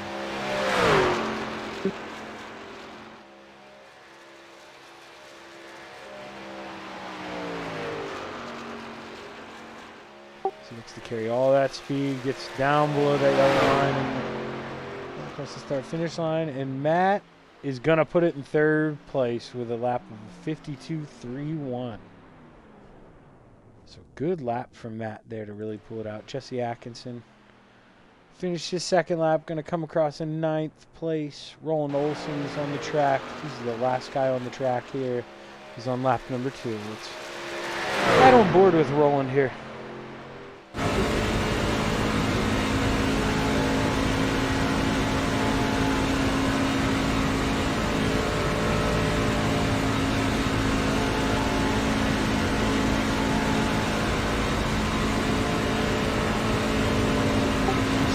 Trying to stay real smooth. Roland does a good job. You're not seeing that wheel move at all.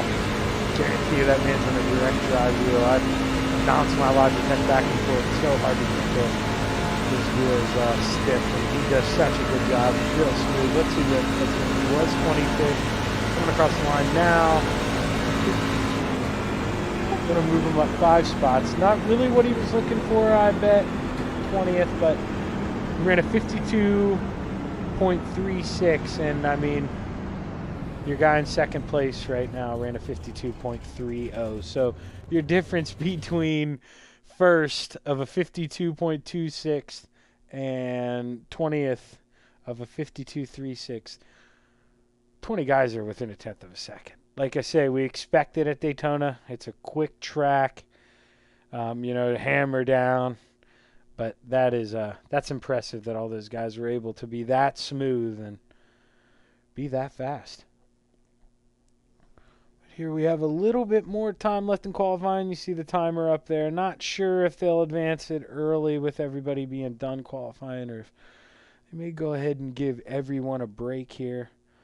So I am going to go ahead and roll this to a quick commercial, and I will come back live as soon as they roll over.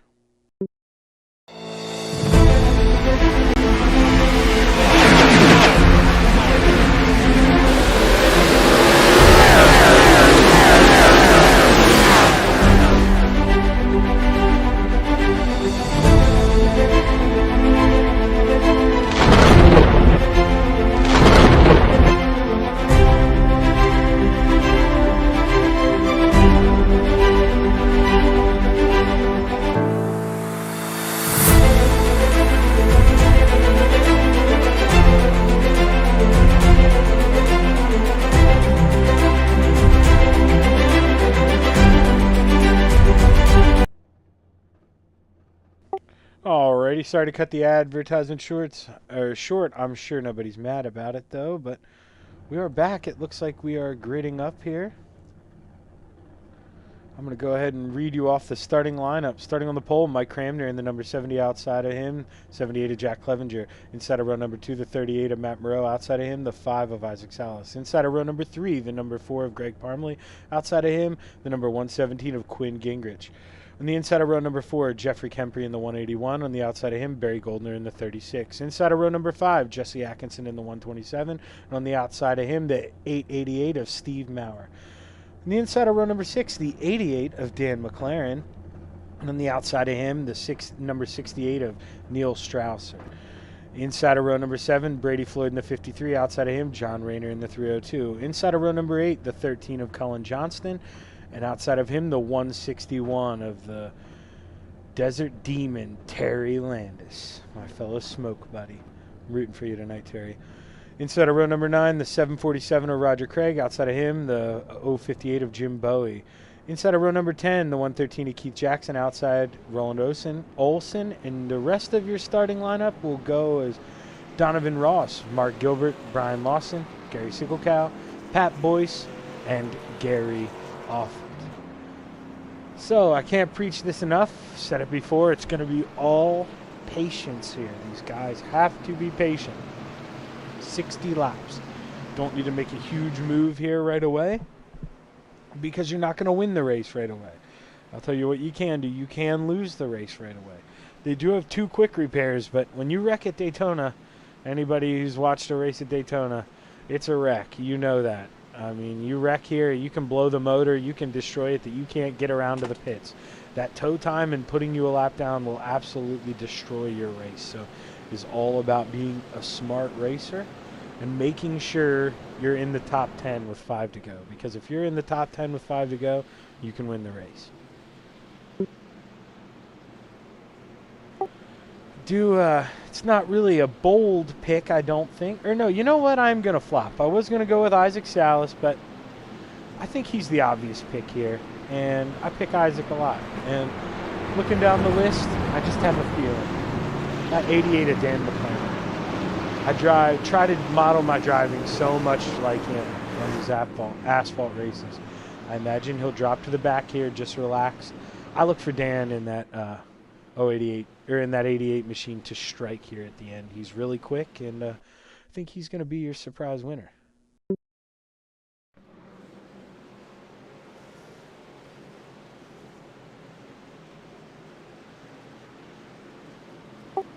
So I had a quick jump on the broadcast. Hopefully everything's back up and okay. Sorry about that. I've been having some internet problems here at the house the past couple of days, but it looks good, and we're off green as Mike Cramner leads the field here for 60 laps at Daytona.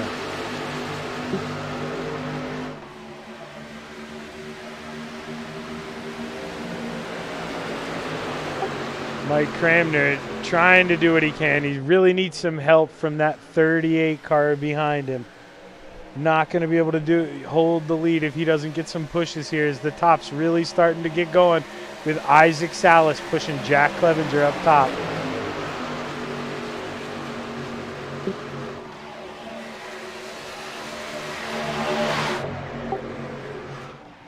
Jack not able to clear as Mike Cranmer in the bottom get a big run.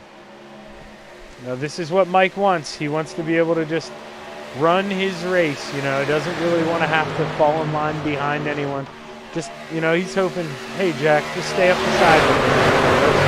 Let's leave the field, let's be patient. Because the second Jack Clevenger a nice dumb in front of him or anything like that, then a whole bunch of decisions go through Mike's head. Does he try to does he stay behind him and risk getting run, people filing by him on the outside? It's a tough line, but the patience is the key. Let's ride on board here with Matt Moreau right now, currently 4th place, pushing the leader. He's all over, just trying to stay within that bubble. You never want to totally see the bottom of the car in front of you's rear bumper. You're drafting wrong. You need to stay within that bubble, and if you start to get hot, you do what Matt does up there. Down to the left, get a little bit of air on the front end, a little bit of circulation going through that grill. So you do not want to get out of that bubble, or you're really costing you guys speed. There's the spot where, maybe now you see he just gave him a little bit of a tap, but later you give him a big bump, because that's the spot where when you're on the bottom, you need to give that shot to the leader in those last couple laps, because the guys on the outside won't be lifting. You'll see they get big runs like that when they line up, as the outside really starts to take off.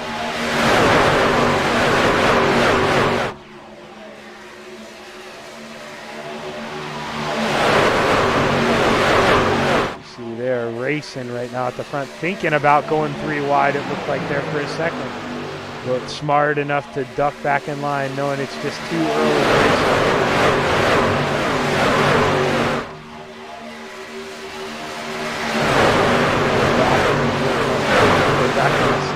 Here, Dan McLaren doing exactly what I said. Running back here, going to be in the end of that front pack right there. Just close enough that you're not losing the draft, and you can get worried and start hammer down. You just need to be safe, and I think that's the right play. So we're seeing smoke up ahead. The yellow flag is out. Oh man, big one up front. That's why I say you just want to be smart, stay in the back. Let's go up front and try to find out what happened here.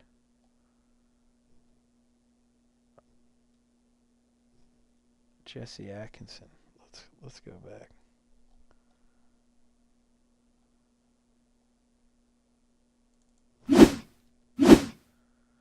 All right, so right now we're with Brady Floyd. So you see Isaac slow down low in the orange car. Just letting some cars go by. Let's see if that has anything to do with it. Doesn't look like it does. No, he just got pinched up in the wall. Not sure who pinched him in that black and yellow machine, but just got pinched up in the wall, and chaos ensued from there.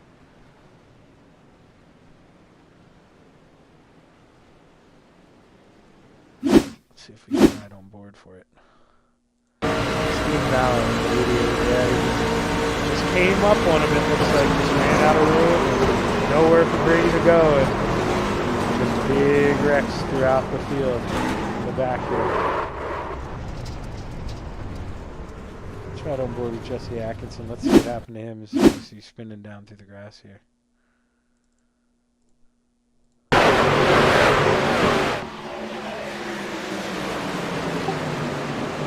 Oh, big hit. And then just nowhere for those guys to go. But now, I want to see how my horse in the race made it through this. We clicked off of him.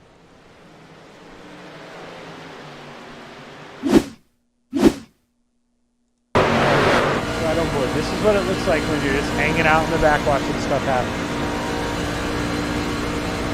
Alright, you start to see smoke. You hear him come out of it. You can't slam on the brakes because you see there are cars going around him on the outside. This is patience. This is just riding, not getting in front of anyone, keeping it out of the grass so you don't wreck, and that is how it's done. But that is patience. You saw so many people drive around, they got caught up in it. And you see, that's why the 88 lives to fight another day.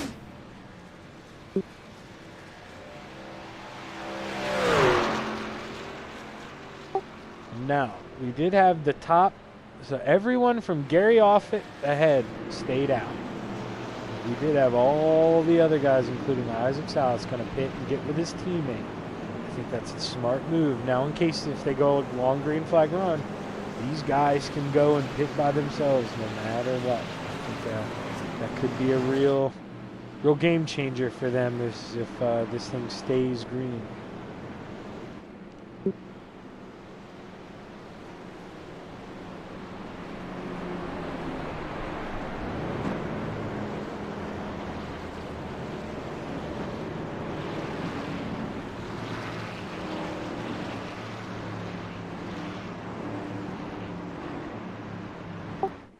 Looking through the field right now, your biggest mover is going to be Roland Olson. He's up, or actually he's up 10 spots, but your biggest mover is actually going to be Gary Sigelkow. He's up 12 spots, 24 to 12. Gary Offit also up 11 spots, 26 to 15th. So good start for Gary. That's what happens when you just like hang out in the back and you missed the mayhem on that first one. Now some of those guys are going to be in a little bit of trouble. Like, yes, they do have a quick repair, but you got to race smart. You don't want to use them all up. So the guys that were in that big one, I imagine, will probably smarten up here and just try to race to survive for a little bit.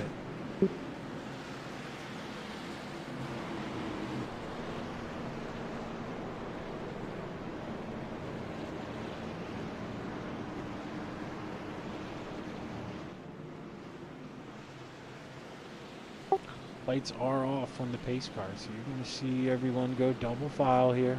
They'll tighten up going down the backstretch, and your leader in the 117, Quinn Gingrich, he will lead us back to the green flag.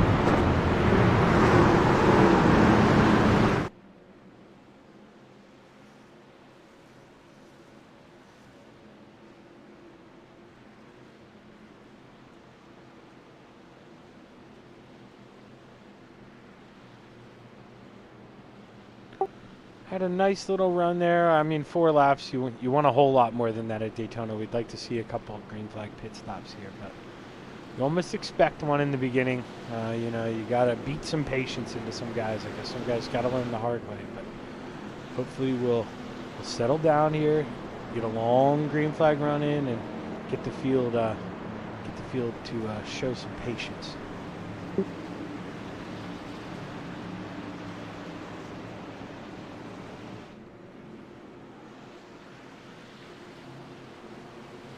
Here, we're going to go quiet for a lap. We'll crank it up here as Quinn Gingrich gets ready to leave the field back to the green flag.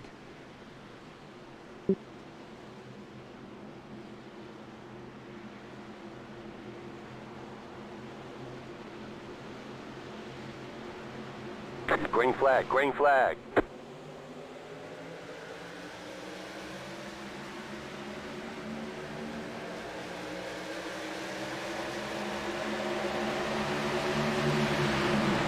Great jump to the bottom row.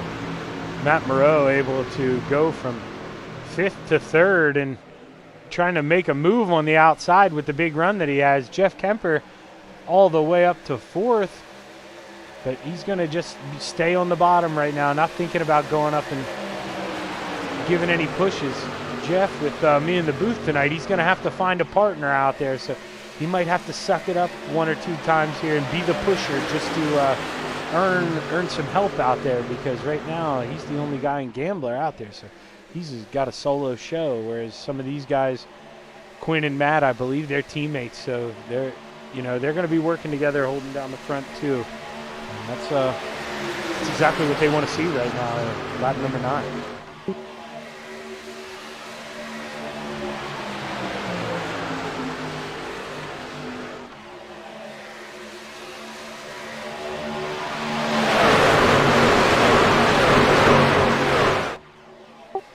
all that horsepower coming out of turn 2 as they steam down the backstretch at 180, 190 mile an hour. They are just roaring. Anybody coughs, it could lead to a 20-car pileup. This is just insane how fast they go at Daytona.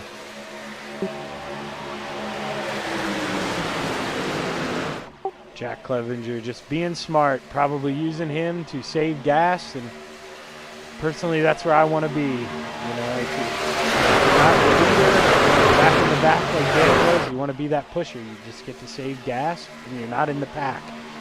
You know, as you start to get dejected, somebody makes a big run on the outside, you clips the guy. You don't really. You want to control your own fate, and right now, Jack and Quinn, they're doing that.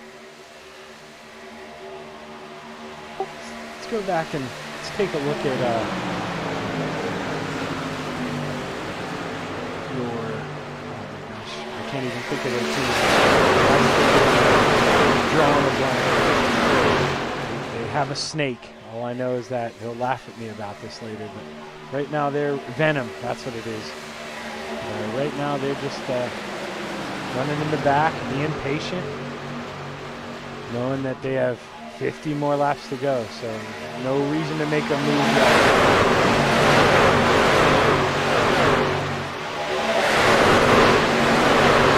Right now with the Yoo-Hoo machine.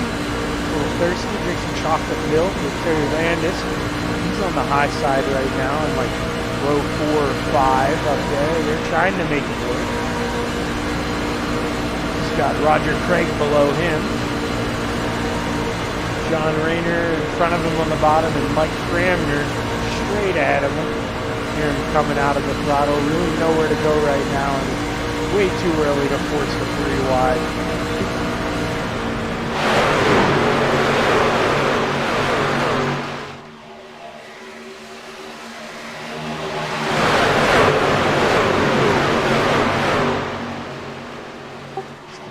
Is just stalling out. They're really just not getting the push they need to get that going. Let's see who that top car is.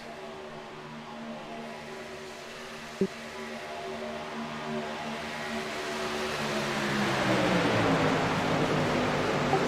believe that's Barry Goldner. Yeah, he's just got to.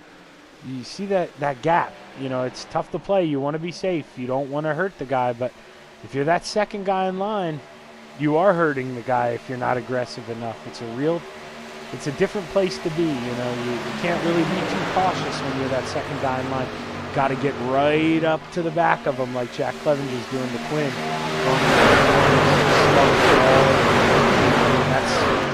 That's a third of the gap then is behind the 2 cars that Matt wants to get going. He's going to need a new helper. He's going to have to fall back. You know, get right on that nose and hopefully sticks on him. See,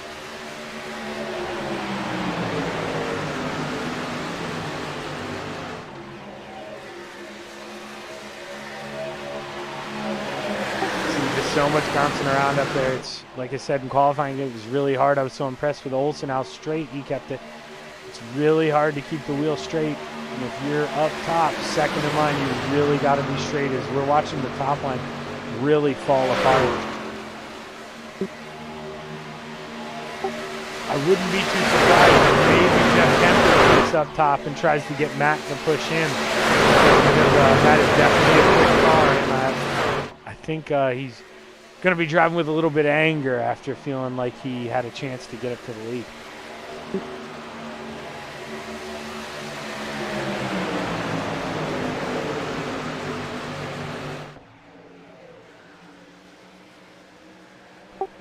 Now Matt, big run now coming out of 4. He's able to get up beside Jack Clevenger. Barry Goldner really had given him a shot there going down the backstretch, and that's exactly what Matt needs. Barry's right up on that bumper. You see how much closer he was than a couple laps ago. Still could get a little bit closer, but it's really helping him out as they're coming up on the back.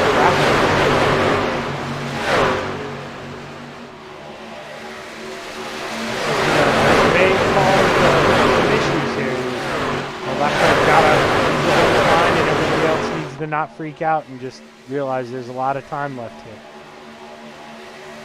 Because yeah, the lap car, he's totally, you know, he doesn't want to be a jerk and race them, but at the same time, if a caution comes out, he wants to be that lucky dog. He can't ruin his race, so it's not like he can just pull over and hit the brakes.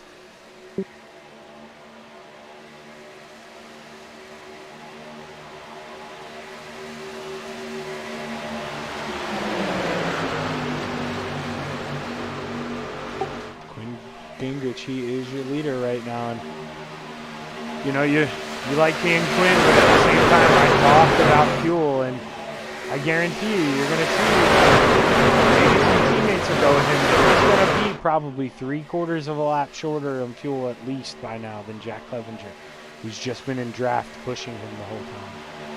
And that could really come into play here. That looks for another big run on the outside.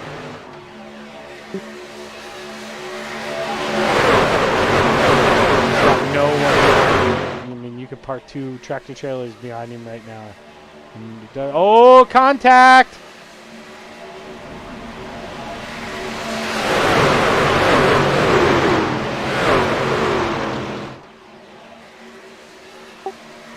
Mark Gilbert was able to save it after he came back up the top. Dan McLaren able to not miss the draft. This is where, with your eyes, you can say, hey Dan, buddy, I think I've maybe lost the draft. Do you mind tracking out of the throttle and giving me some help here? Because he's, I'm watching the interval going down the backstretch, and Brian and all those guys are pulling away. Now Brian is another one of Isaac's teammates. Isaac all of a sudden caught him 0.2 of a second there. So that's a case of those guys in front, you know, like I say, just trying to help their buddy out. There's no reason.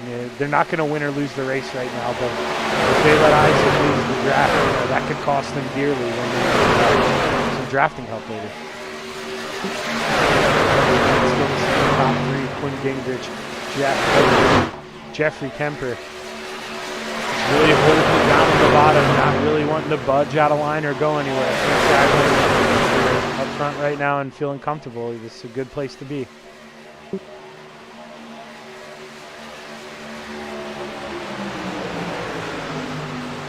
You're just seeing you couldn't slide a sheet of paper between Jack and Quinn at the end of that backstretch. That is, I mean, that's how you do it. That's how you prevent cars on the outside from getting big runs on you, and Jack is putting on a clinic of how to be that car in second.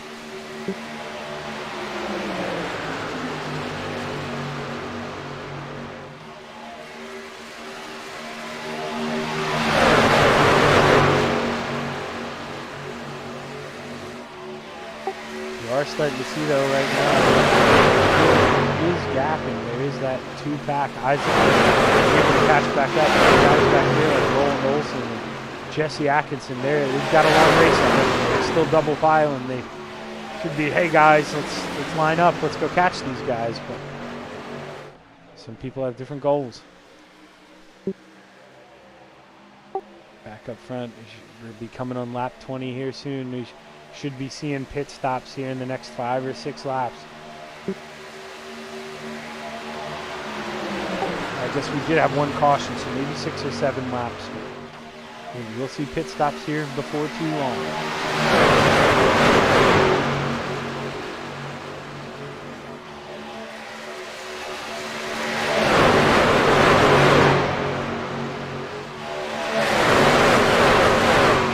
On the bottom, they've teamed up so well. They're just not allowing anybody on the outside to really get anything going, and you know they are trying.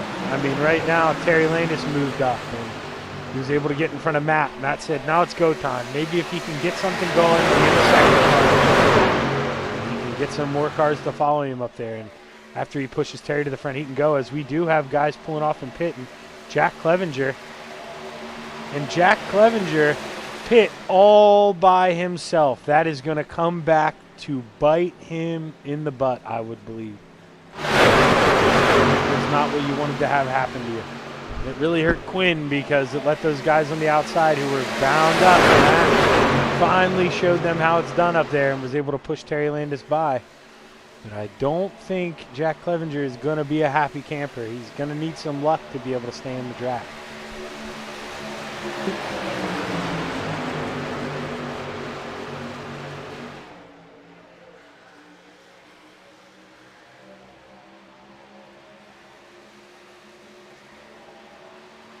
You see some more guys peel off here, and this is where, you know, you're having a bunch of guys pit. You see the guy in yellow really trying to get it all, and that's how this wouldn't have been a terrible group to pit with. They all got in very fast, but you see how mistakes can happen real quick.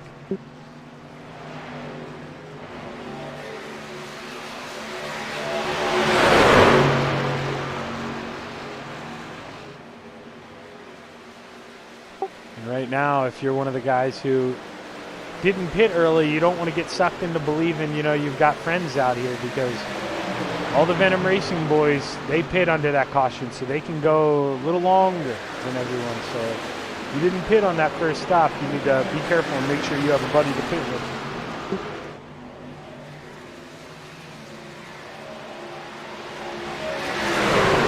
See, and you saw it there. That was a case of, I think that was Terry Landis, just, you know, lifting a little too early, and Jeff was able to get by him. You've got to max out all you can going into the pits. You can't start working while you're on the racetrack. You're not going to throttle until you're under that level line.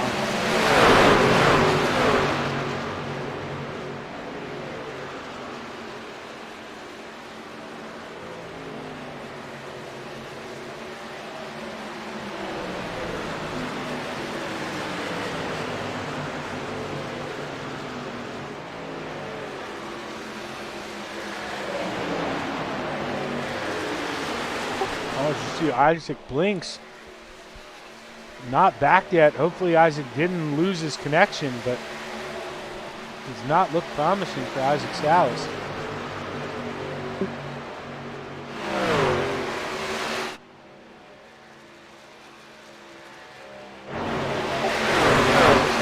not back. It's a shame for him. Looks like he may have possibly had a dropped connection.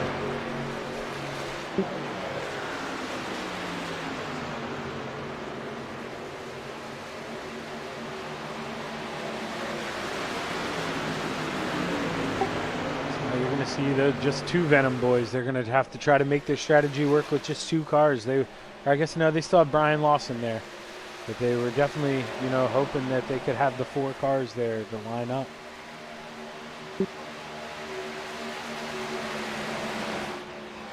But behind these guys, it's looking like, not sure. Steve Maurer pitted lap 5, so he can keep going. Cullen pitted lap 6. He was that car, I believe, who went a lap down. No, he didn't go a lap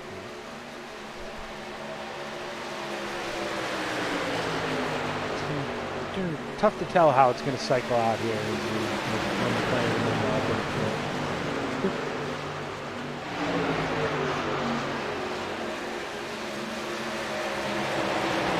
It does look like right now, once all the front 5 pit, I don't know if they'll do that. I think it'll cycle back to Matt Moreau.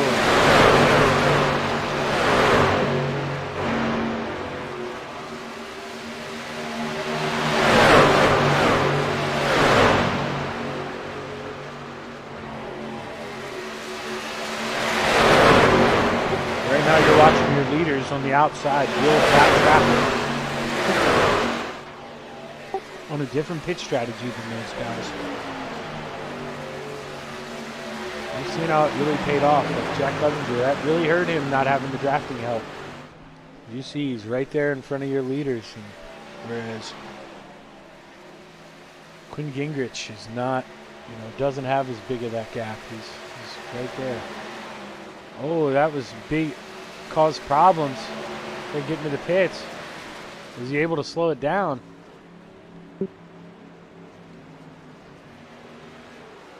Now this will be the race here. This is 5th and 6th in your top 4 pits, so this will be the race for the lead.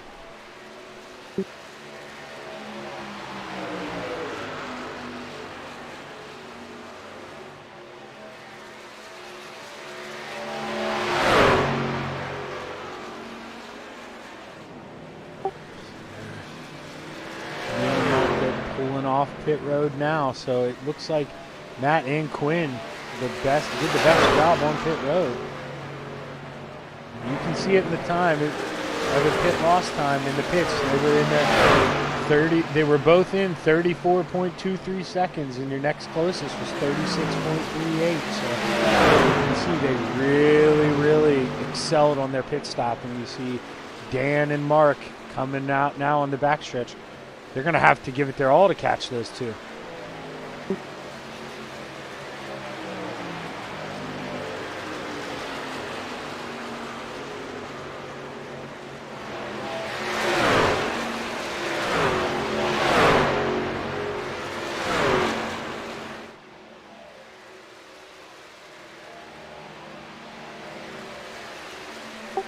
The yellow flag is caution is out. See what happened. Pat Boyce, I'm seeing maybe.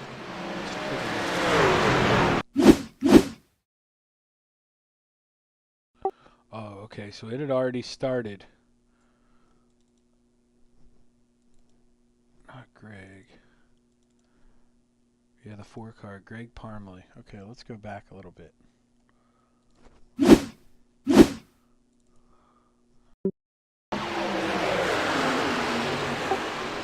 Not too sure when this is coming up because it was a late caution. It's kind of hard to find these things. Let's take a look here. It'll be in the next lap. I don't know. See the 4-car, Greg Parmley. Yeah, it just comes down over the 41 of Pat Boyce, and that just causes that. Tough break for Pat and Terry. Not really anything they could do there. Well, that wasn't Terry. That's Will and Olsen. That's right. They both were. It's a tough break for Roland.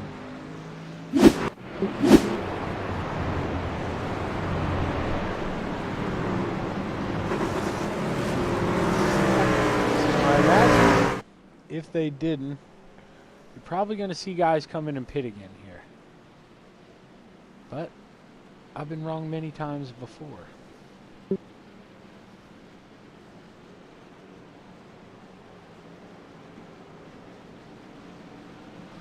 Well, I'm kind of surprised by that. Even if I pitted the lap before, I would have come in and pit just to get a little more gas. So less gas at the end, a shorter pit stop. But some guys just don't want to give up track position right now, it looks like. And speaking of track position, right now your biggest mover, Mark Gilbert in the 017. He's up 18 spots, 22nd to 4th. So good for Mark, good run for him. His teammate, Brian Lawson, in the 9. He's up 17 spots. He's in 6th. So right now it's a good day for the Venom Racing boys, and hopefully they can keep it together here. I know last night they were up front, and last lap at Daytona, you know, stuff happens. I think Dan McLaren got into a little incident. Kind of cost his chance of winning. He had a fast car. He was able to race his way back up there. You never know what's going to happen here at Daytona until that checkered flag waves.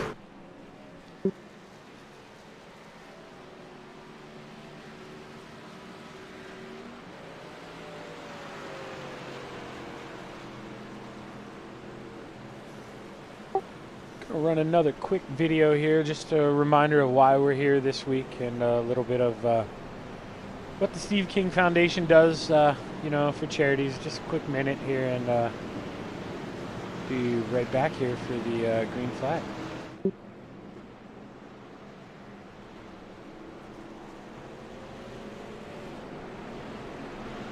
It's something that I felt was very important to be part of.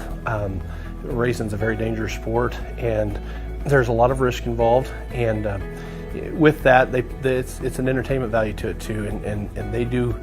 All the racers do such a great service for all of us entertaining us, and it's good quality fun, it's clean fun, and you know, accidents happen, and when accidents happen, the foundation's there to help with that and to keep them back on the path to doing what we love to watch them do.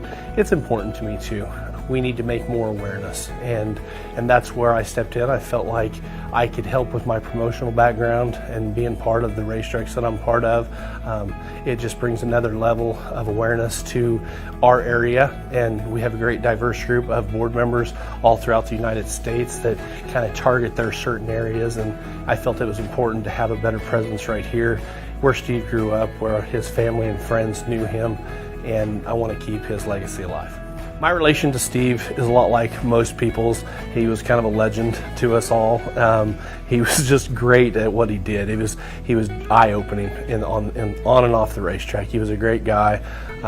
He was friendly to everybody, and we got along great. And please, we just ask you to be generous and donate to the Steve King Foundation to help Racing Families Hill.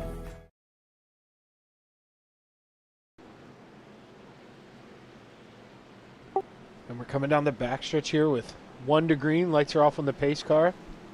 Once again, thank you for joining us here tonight for night number 3 of Coast to Coast Speed Week.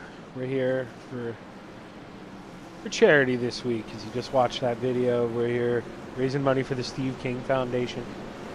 It's something we try to do every year for this foundation. We do a couple charities at least 4 times a year. But we always try to do the Steve King Foundation at least once.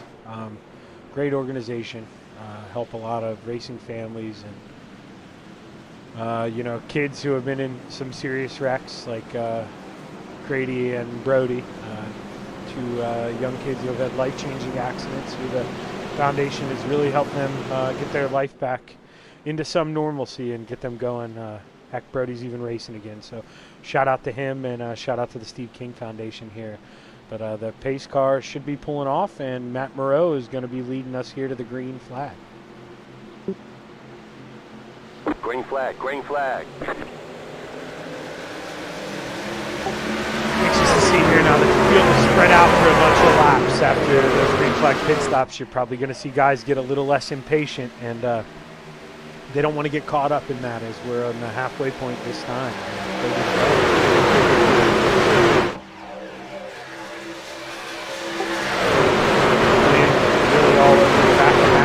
I don't know if that's exactly what you want. You know, the old NASCAR days, the rule is you don't want to get too far out ahead here, because what happens? The pack comes roaring at you.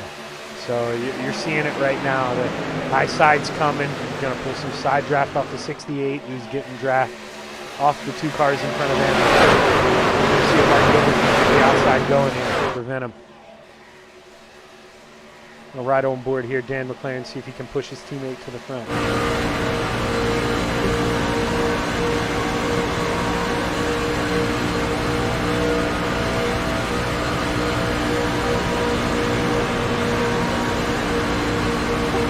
Top close, Mark and Neil did side drafting each other, going off of the turn 1 and 2. And Dan just lift up out of the throttle enough so that he can bump him right going down the straightaway. And look at how well that helps. You don't want to get him coming off the corner if you get him a little sideways. You can see him, they're starting them out a big run. You just got to make sure that you're not losing time on entry. And Dan's got the right idea, pitching those guys down. I know if you're Mark, you want to play it safe. You don't want to be real aggressive, but you're not pushing them down and getting that side draft. It's really, really tough to make the high side work.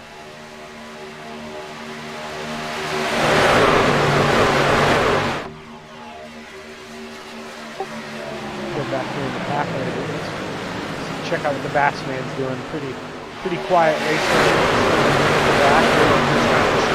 The Arca race last night. I know he was in first or second. He knows how to be there. He just had some misfortune and came home with a 4th place, which is still a good run, but definitely had to be a little disappointed. He had to taste the podium there.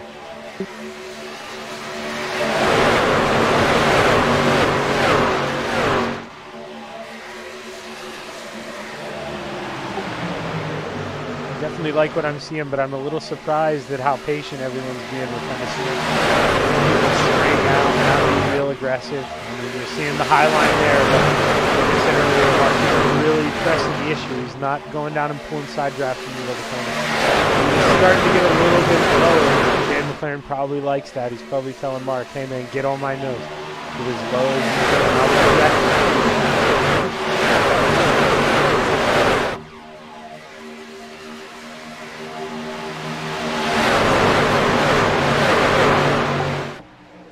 Terry Landis on the bottom, just trying to just be patient, stay in line. Nowhere to really go right now, you know, unless you want to switch lanes. But he's got the 181 coming up on the outside. Jeff Kemper with a big run out of nowhere. He was back out of the top 10 as well. that caution.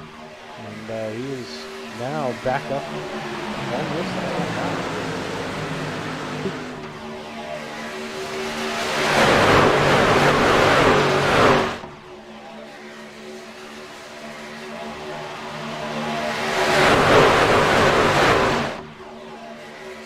On the backstretch, you're starting to see some cars bobble back and forth at 302, getting a little squirrely going down the backstretch. And, you know, it's okay when you don't have a guy beside you, but you can't get used to being able to do that, because 7 out of 10 times here you're gonna have a car beside you. You're normally 2x2s.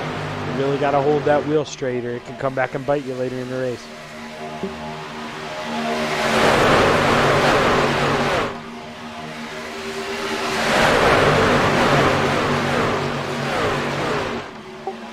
You're seeing the cars stay in the back. Going to promote good racing, but is going to be stressful for those guys in the middle of the field. As you see, the 302, the car who I said was weaving around a little bit the lap before, got a little squirrely. Let's go back and check this out here.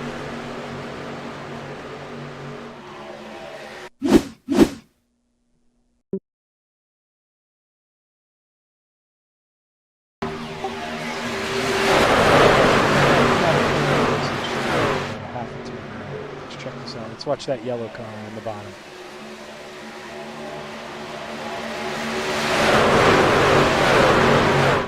Just maybe got a big run, got a little scared and yanked it down, but definitely wasn't as bad as it could have been. Great reaction from everybody else throughout the field.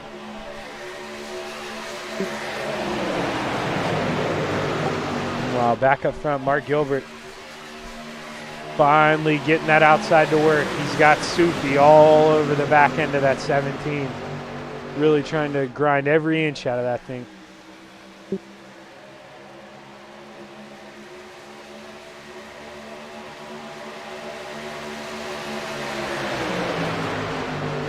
There you see Mark really going down, pulling that side drive out of the corner. You see, at the start-finish line, he was almost the leader, too close to call. But that's how important it is. You really need to go out and go down. And I know you can't see it, but like Dale Earnhardt said, you know, it's there. If you're in the car, you can see it. You can see that air bubble. You got to go down there, and you've got to get in it. You've got to suck that air off. Go down there, get a head of steam. It's goddamn all over that back bumper. So side by side going into turn 3.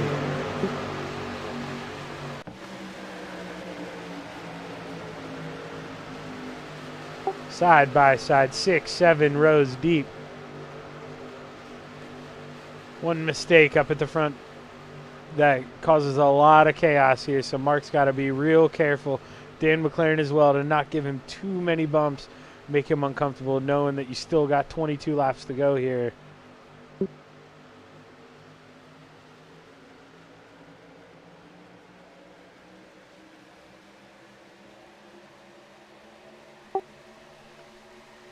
Neil Strauser getting a little loose on the bottom. That third car in line. Terry Landis hoping he holds on. You never want to be behind that.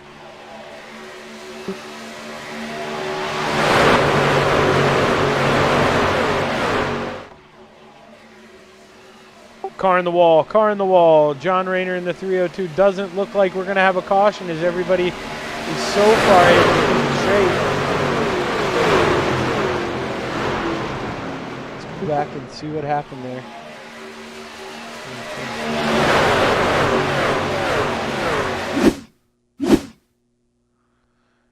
It already happened. Looks like he came across Roger Craig's nose somehow. Let's go back a little further here.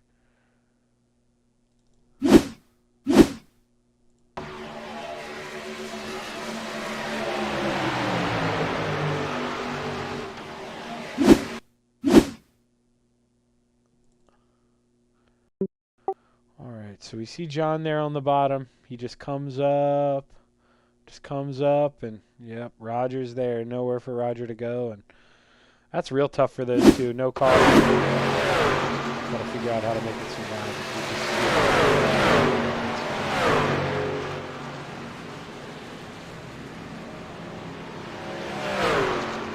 this is probably a scheduled pit stop because they can go the rest of the way as long as we don't have too many green-white check. If, maybe one green-white checkered attempt they could survive, 2 would be a little tough, but with 20 to go, they should be able to make it the rest of the way. But the difference is, like I said, if they have to add 2 extra gallons of gas, that's a second and a half. That factors into the pit stop. That stuff matters in racing, like 100%. So right now you want to be up towards the front and just go as many laps as you can and have the shortest pit stop possible.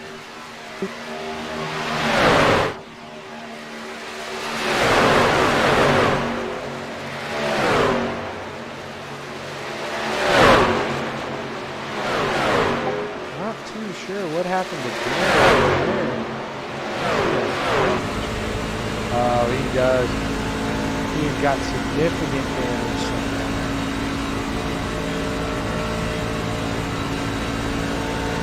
Let's see if Dan got it back when all this happened.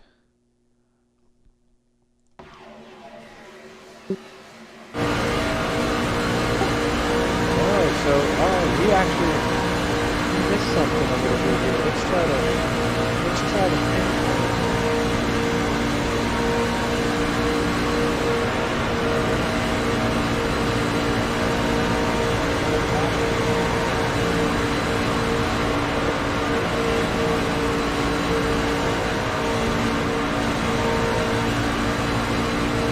no luck. I'm not seeing anything pop up, so that's a tough break for Soupy there.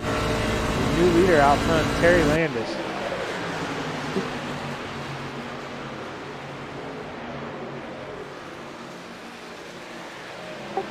That did not last long. Terry Landis. Not sure if Terry is out of gas or if he's just slowing up way early, but man, that is not what you want to do. That's going to cost you a lot of time, and the guys behind him, that's really, really going to hurt them. That is not how you want to get on the pits.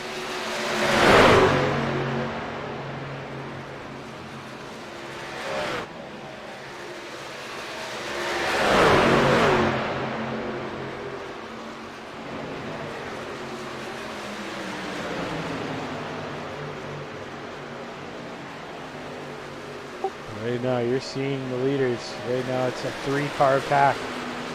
Mark Gilbert, Neil Strausser, and Brian Lawson. Those are your top 3.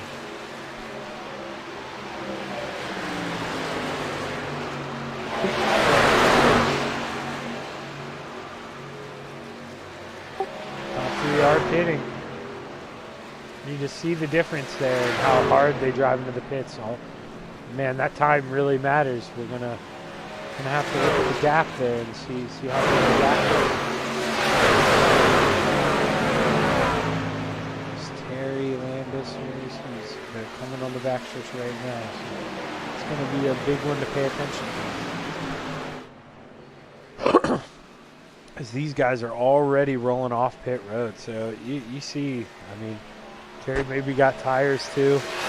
That it's a big difference. And Mark Gilbert, I'm assuming, overshot his pit, and that's really going to hurt him here, and he's going to be passed by the new lead car group. So it's not like Brian Lawson can say, hey buddy, I'll wait for you, and actually he may have done, not realizing that lead group was rolling by,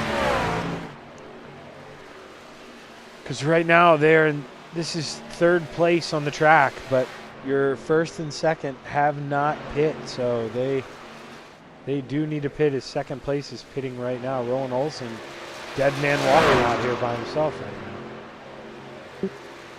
Caution, yellow flag. Oh, his caution is out. Caution is out. Let's see if I can figure out what happened.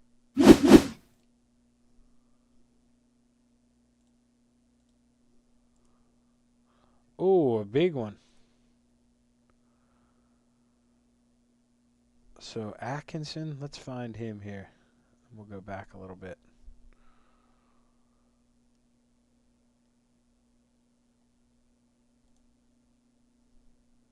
Ricky Atkinson right now, bottom 3 wide.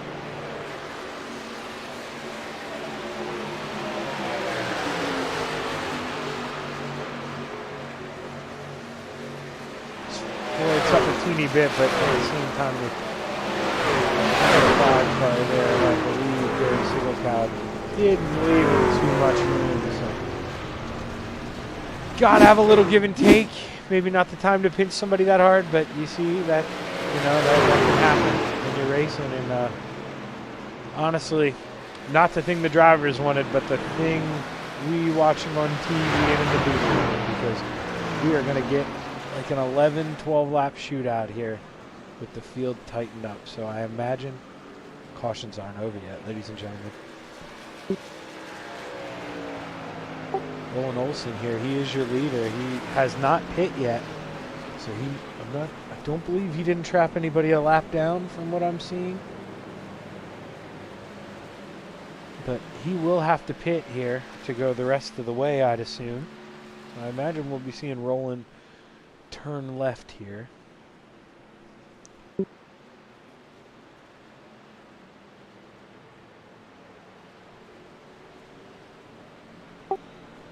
See, Matt and them, they probably think they tricked him into pitting, but what they don't realize is Roland needed to pit. So.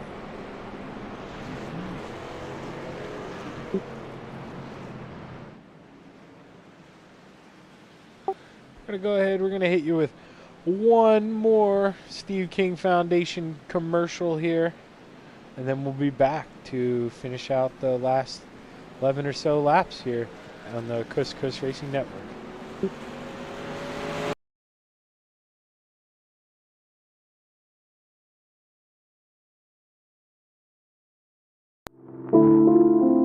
Are you listening? Are you missing me like I'm missing you? This just can't be true. Did you have to leave so soon? When Steve died, the outpouring of love across the country was amazing. We realized we were in a position that no racing family wants to be in. The good that was coming out of that was that these dollars had come together to support us, and we realized no, we didn't want to use them for us. We wanted to use them to help others. The foundation is important to me.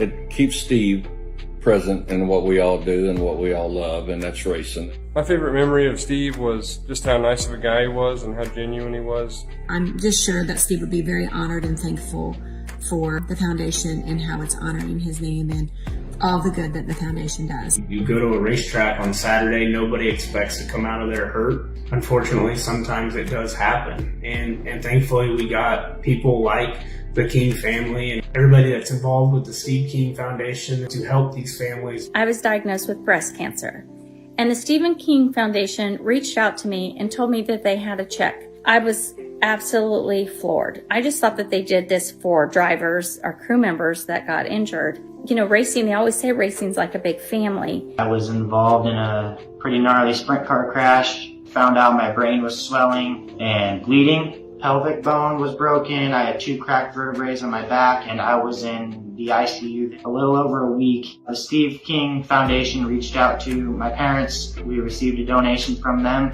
Immediately, they started me on what's called neurofeedback, and insurance did not cover the neurofeedback appointments. So we received another donation from the Steve King Foundation. It really helped a lot, and I just want to say thank you. Thank you from the bottom of my heart to the Steve King Foundation for everything that they have done for me. This last Sunday, I got to turn laps in my modified here. That was my first laps back in a race car since the accident, and I truly believe that if it wasn't for the Steve King Foundation, I wouldn't be able to do that or be where I'm at today. I was injured in a non-wing sprint car accident that broke my neck and left me with a spinal cord injury. I was in the hospital 8 months, and that got really, really expensive, so having that extra help to help push me and my family forward was a big deal. I mean, it's kind of inspired me to start my own foundation within racing. There was such a caring family, and they wanted to help others, and being able to just be associated with them, to carry on his name, to help other racers and their families to survive in the sport that we love so much has just been a real honor for me. The thing that gets lost in translation is, yes, Steve's death is the reason the foundation exists, but it's Steve's life, and it's the lives of racers everywhere, is the reason we're able to do the work we do.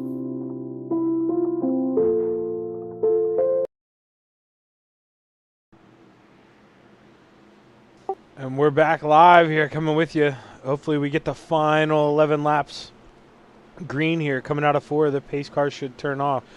Once again, this week brought to you by the Coast to Coast, or Speed Week. We're doing Charity Week for the Steve King Foundation. Wonderful organization. Go to C2CRL.com to donate. Always looking for money and support for the Steve King Foundation. Here's we're off under green.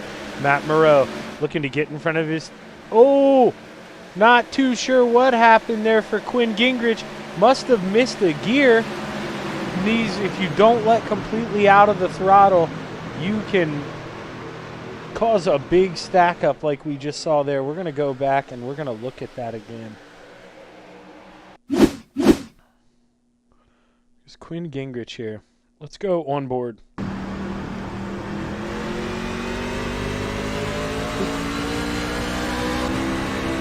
Yep, you hear he just never got out of the gas, so it got hung up. Missed his shift, cost him a lot of spots here. So that could end up being a real importance later in the race. Because now we got a new man running the show. Brian Lawson going to lead this lap, getting a big push on the outside, up 22 spots up the P1. And he's got a man who I shouted out earlier is behind-the-scenes guy, helps us really run the show here. But he knows what he's doing on asphalt with that black number 13 up top, the second car in line. He's trying to maybe even think about going 3 wide here, or he doesn't like what he sees and is maybe going to back out. But we're 3 wide here with 10 to go.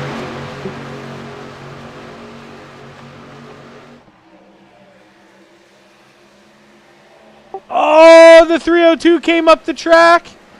Oh, and that's going to be a big one. That is going to be a big one.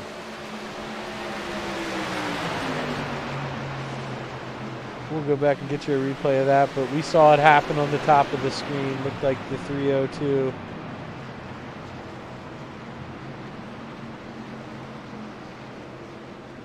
Let's go back and check this out here.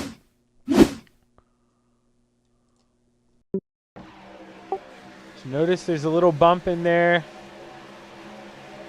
And he just never really got it together. Let's go back a little further than that. Let's see if we can see where that started. Looked like it was between him and Terry Landis. So Terry Landis, yeah, comes down, just pinches him a little bit too much, and he never really recovered from there. Maybe gets a tap from behind and just comes up, collects Pat Boyce, and from there, my God, it's a madhouse.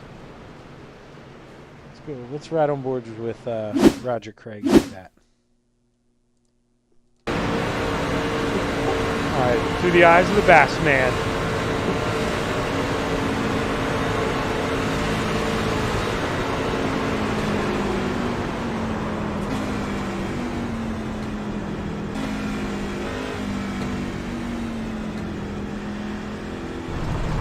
See Roger able to make it through unscathed. Good for Roger. I noticed. Let's go back here. Jeff Kemper, it looked like it did not have the same luck. We see him get a big run on Roger Craig here. So he just gets a big run at the wrong time. Decides to go 3 wide, and that's when they're in the wall. He's out of the gas. Nowhere to go. Just nowhere to go. And it doesn't look like a bad hit, but anyone who knows Daytona knows that if he doesn't have a quick repair left, Jeff Kemper's race is going to be over.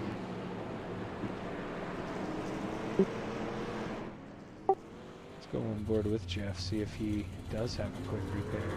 He's going to get his tires changed, so I imagine if he's getting a tire change. It doesn't look like the damage was repaired, so it's going to hurt him.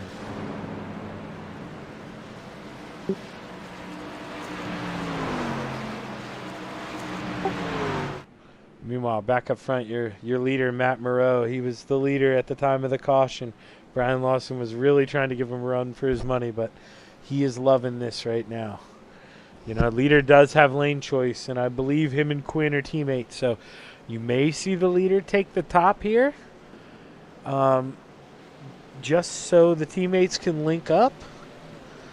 But at the same time, then you're linking up Neil and Brian Lawson, who have been working well together. So it's you got to pick your poison right now if you're Matt.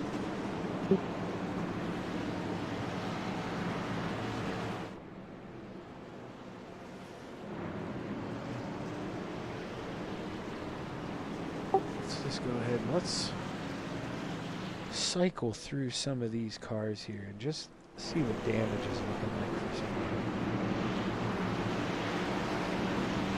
Probably about 4. It doesn't look too bad. Maybe Jeff did have a quick repair. I was thinking that front end was all wonky, but that's just his gray paint job, I think, blending in with that asphalt. Car might be okay after all. Looks okay rolling by all those cars. Doesn't look like anyone throughout the field has any significant damage. In the ARCA race last night, we ran into that. We had guys running out of quick repairs and getting damaged. But it seems like there aren't any real cars to worry about right now in the restart, because the car with damage, they can just throw everything out. 5th or 6th line in the car in front of you has damage, you want to try to go around. Well, so does everyone else, and all of a sudden you're 3 wide, and everybody knows what can happen once you go 3 wide. So you get the green here. Well, 6 to go. If my math is correct. I imagine you may see some hand gestures out the window at the end, because I don't think people are going to take any prisoners. 6 laps of non-stop. Go for it. It's time to win Charity Week.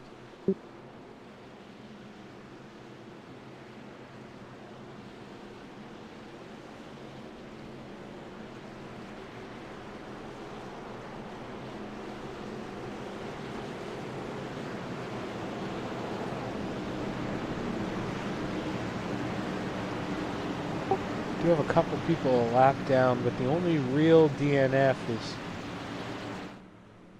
I want to say, Isaac Salas. He had gotten into some trouble earlier. But Steve Maurer, I think he's still, no, he's gone. Not rolling anytime. So we got 3 people gone right now.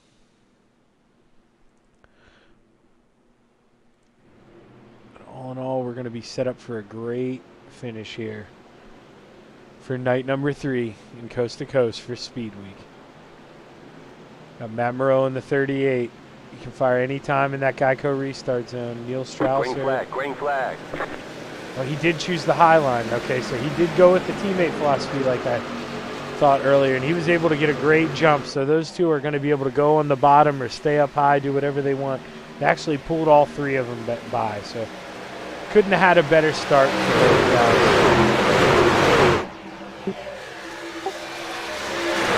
Not remember the teammates, but I believe Brady Floyd's in that, so that teammates in the top 3. They couldn't be asking for a better scenario here.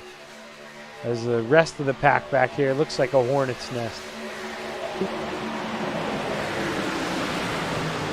want to keep our eyes on this 4th place car. See if he's able to get a run on these teammates.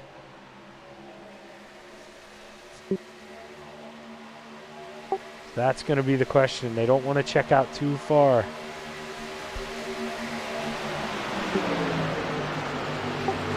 It's 5 to go this time by.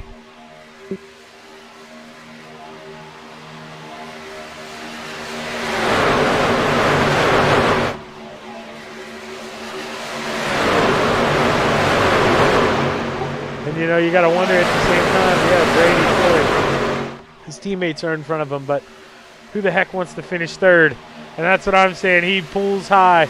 And that may be the move, because then you're almost guaranteed to have somebody on your team win if you get the high side going and you got the bottom control.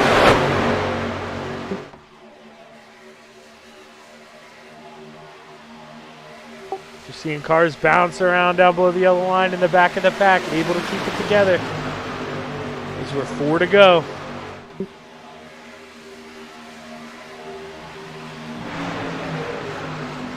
They're 3 wide. Dan McLaren's got his teammate Mark Gilbert behind him on the outside. They're making it work. Oh, and they're spinning in the back. We're going to have a caution. Now the question is, I think this is going to help the teammates once again because I think they were in first and third, so they'll be able to line up. I think Dan was second when the caution came out, but we're going to have to see here. Let's go back and try to get a look here at what happened.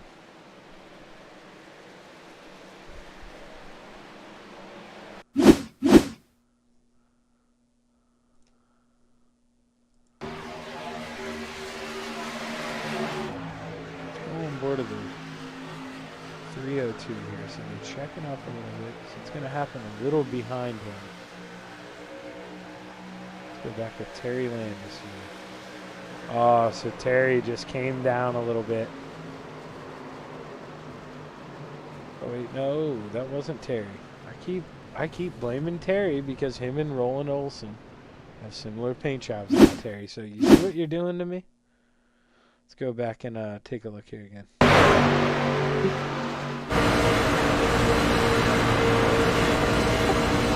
is Roland Olson. Looks like he's going to come down and possibly get into the 36 car here. Yep, just goes down, hooks him, and creates a lot of mayhem. Nowhere to go for Jeff Kemper, Roger Craig. Tough deal, but that's what you expect at Daytona. With less than 5 to go, you're almost guaranteed it. The cars are so equal and everybody wants to win. But now for those cars who pit early with 20 to go and didn't come in and top off under caution, now is where it gets a little scary if you guys decide to wreck it here again and have another green-white checkered. You're seeing some guys in the back pit. They may have had a little bit of damage. Going to come in and use that last quick repair.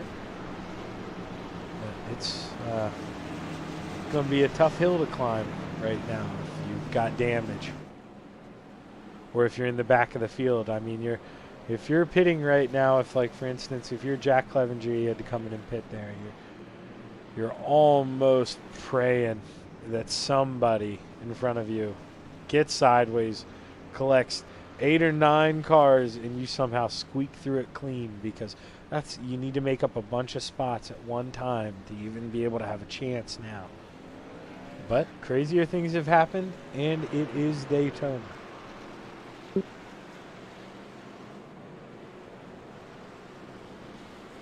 Lights are still on here, so we'll go around one more time at least.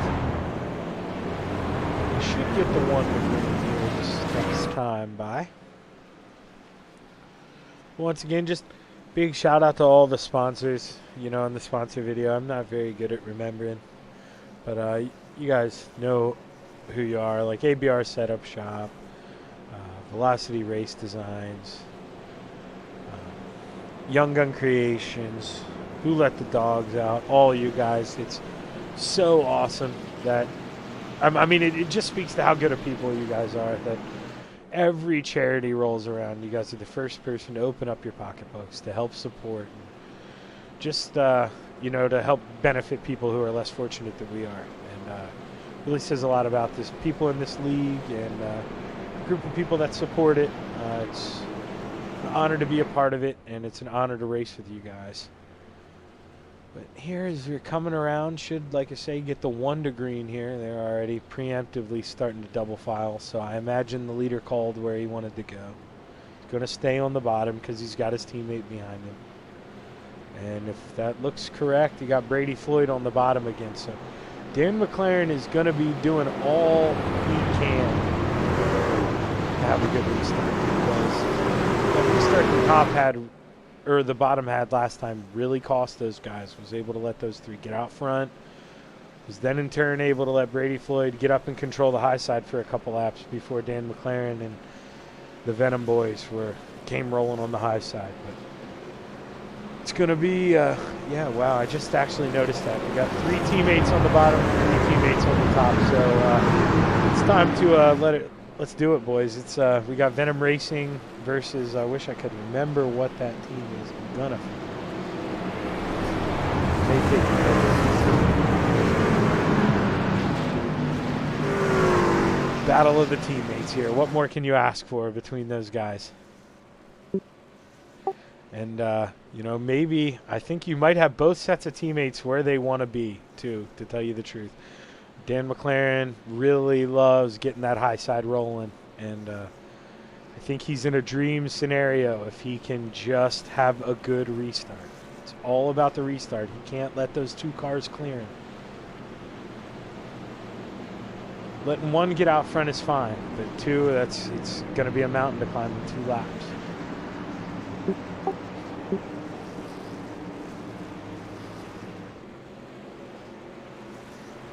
As you see, that 60 got changed to a 61, so we are on our first attempt at a green-white checkered field. So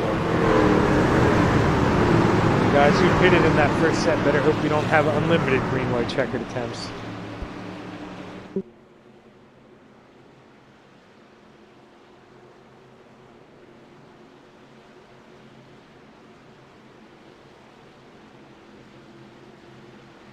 Pace car dives off. Green flag, green flag. Matt Moreau with another great start. Dan's going to be a little disappointed in that. It could have been worse, but man, he kind of dug himself a little bit of a hole. It's really hard to get the restart on the top. They're going to have to get it going now. Here's 2 to go.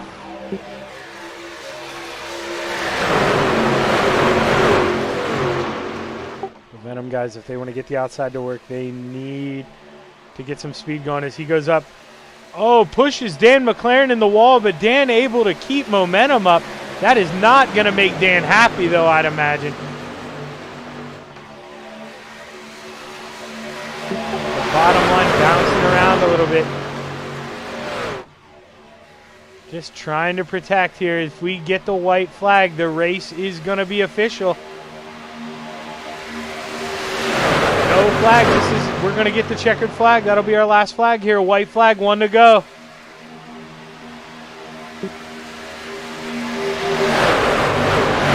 Dan McLaren really trying to mount the charge on the high side. He's just begging Gilbert, give it to him, give it to him. He is slamming that steering wheel. No lifting at this point. It's go time.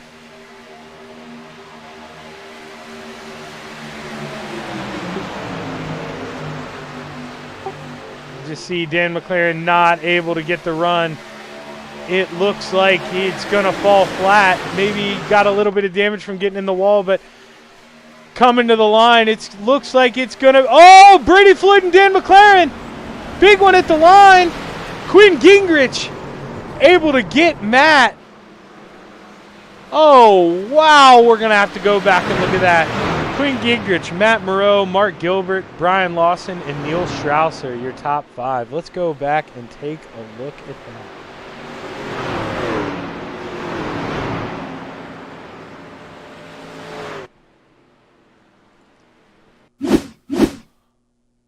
Let's just go on board with Barry Goldner. He's in the middle of this. Let's just see what happens here.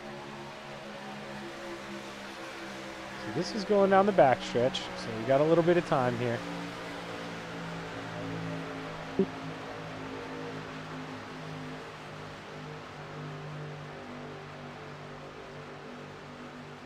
So you see Barry's in that gold car at the back of this pack. But it is about to break out here any second. So it just happens up in front. Oh, wow. John Rayner's view through this. Just trying to get to that finish line. Oh, man, what a finish. What a finish.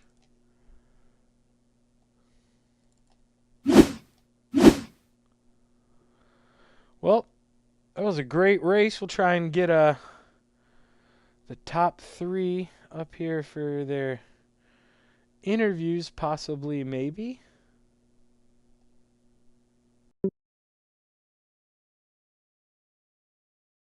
Let me bring Mark up here. Hey, Mark, Zach in the booth. You got a copy? Zach, what's up, buddy? I got you. Hey, man, dude, that was exciting as hell. Last couple laps. Talk to us about it. Man, I tell you what, we'd how I came from 18th, I don't know, but we yeah, we think we restarted there with 7 to go. I don't know, and I'm tired. My hands hurt. I was holding on tight. It was fun though. Me and Dan were hooked up. I knew we could get some good runs there, but to come from that deep and to get back up there was good. And then I thought we were gonna have them a better shot on that last restart, but I think they're obviously teammates on the inside, so I figured they'd have a good countdown on that or something. But man, that was a ton of fun. I love this restrictor plate racing when it works out and you can get some good side by side action. Yeah, man, you can hear the excitement in your voice. Definitely tell you it's a good time out there tonight. I think I don't know. Obviously you don't have to out Dan, but I imagine Dan isn't very happy. I think you two may have had something if he wouldn't have gotten run in the backstretch wall there, but we'll never know. But congratulations on your third place finish, and who would you like to thank? First, I want to start off everybody over at Venom Racing. I race with these guys a handful of times, maybe a couple times a month. But man, I love racing with them. Dan, I mean, we work together all race, and Brian, and too bad Isaac dropped out because if you had us three, I don't think they would have beat us.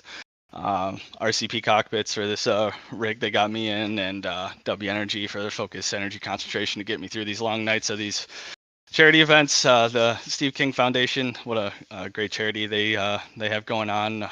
Roger, all the guys at C2C for putting this on. You guys in the broadcast, heck of a good time. Congratulations to Matt and I can't remember the other guy's name there, Quinn, that on their team working first and second place there.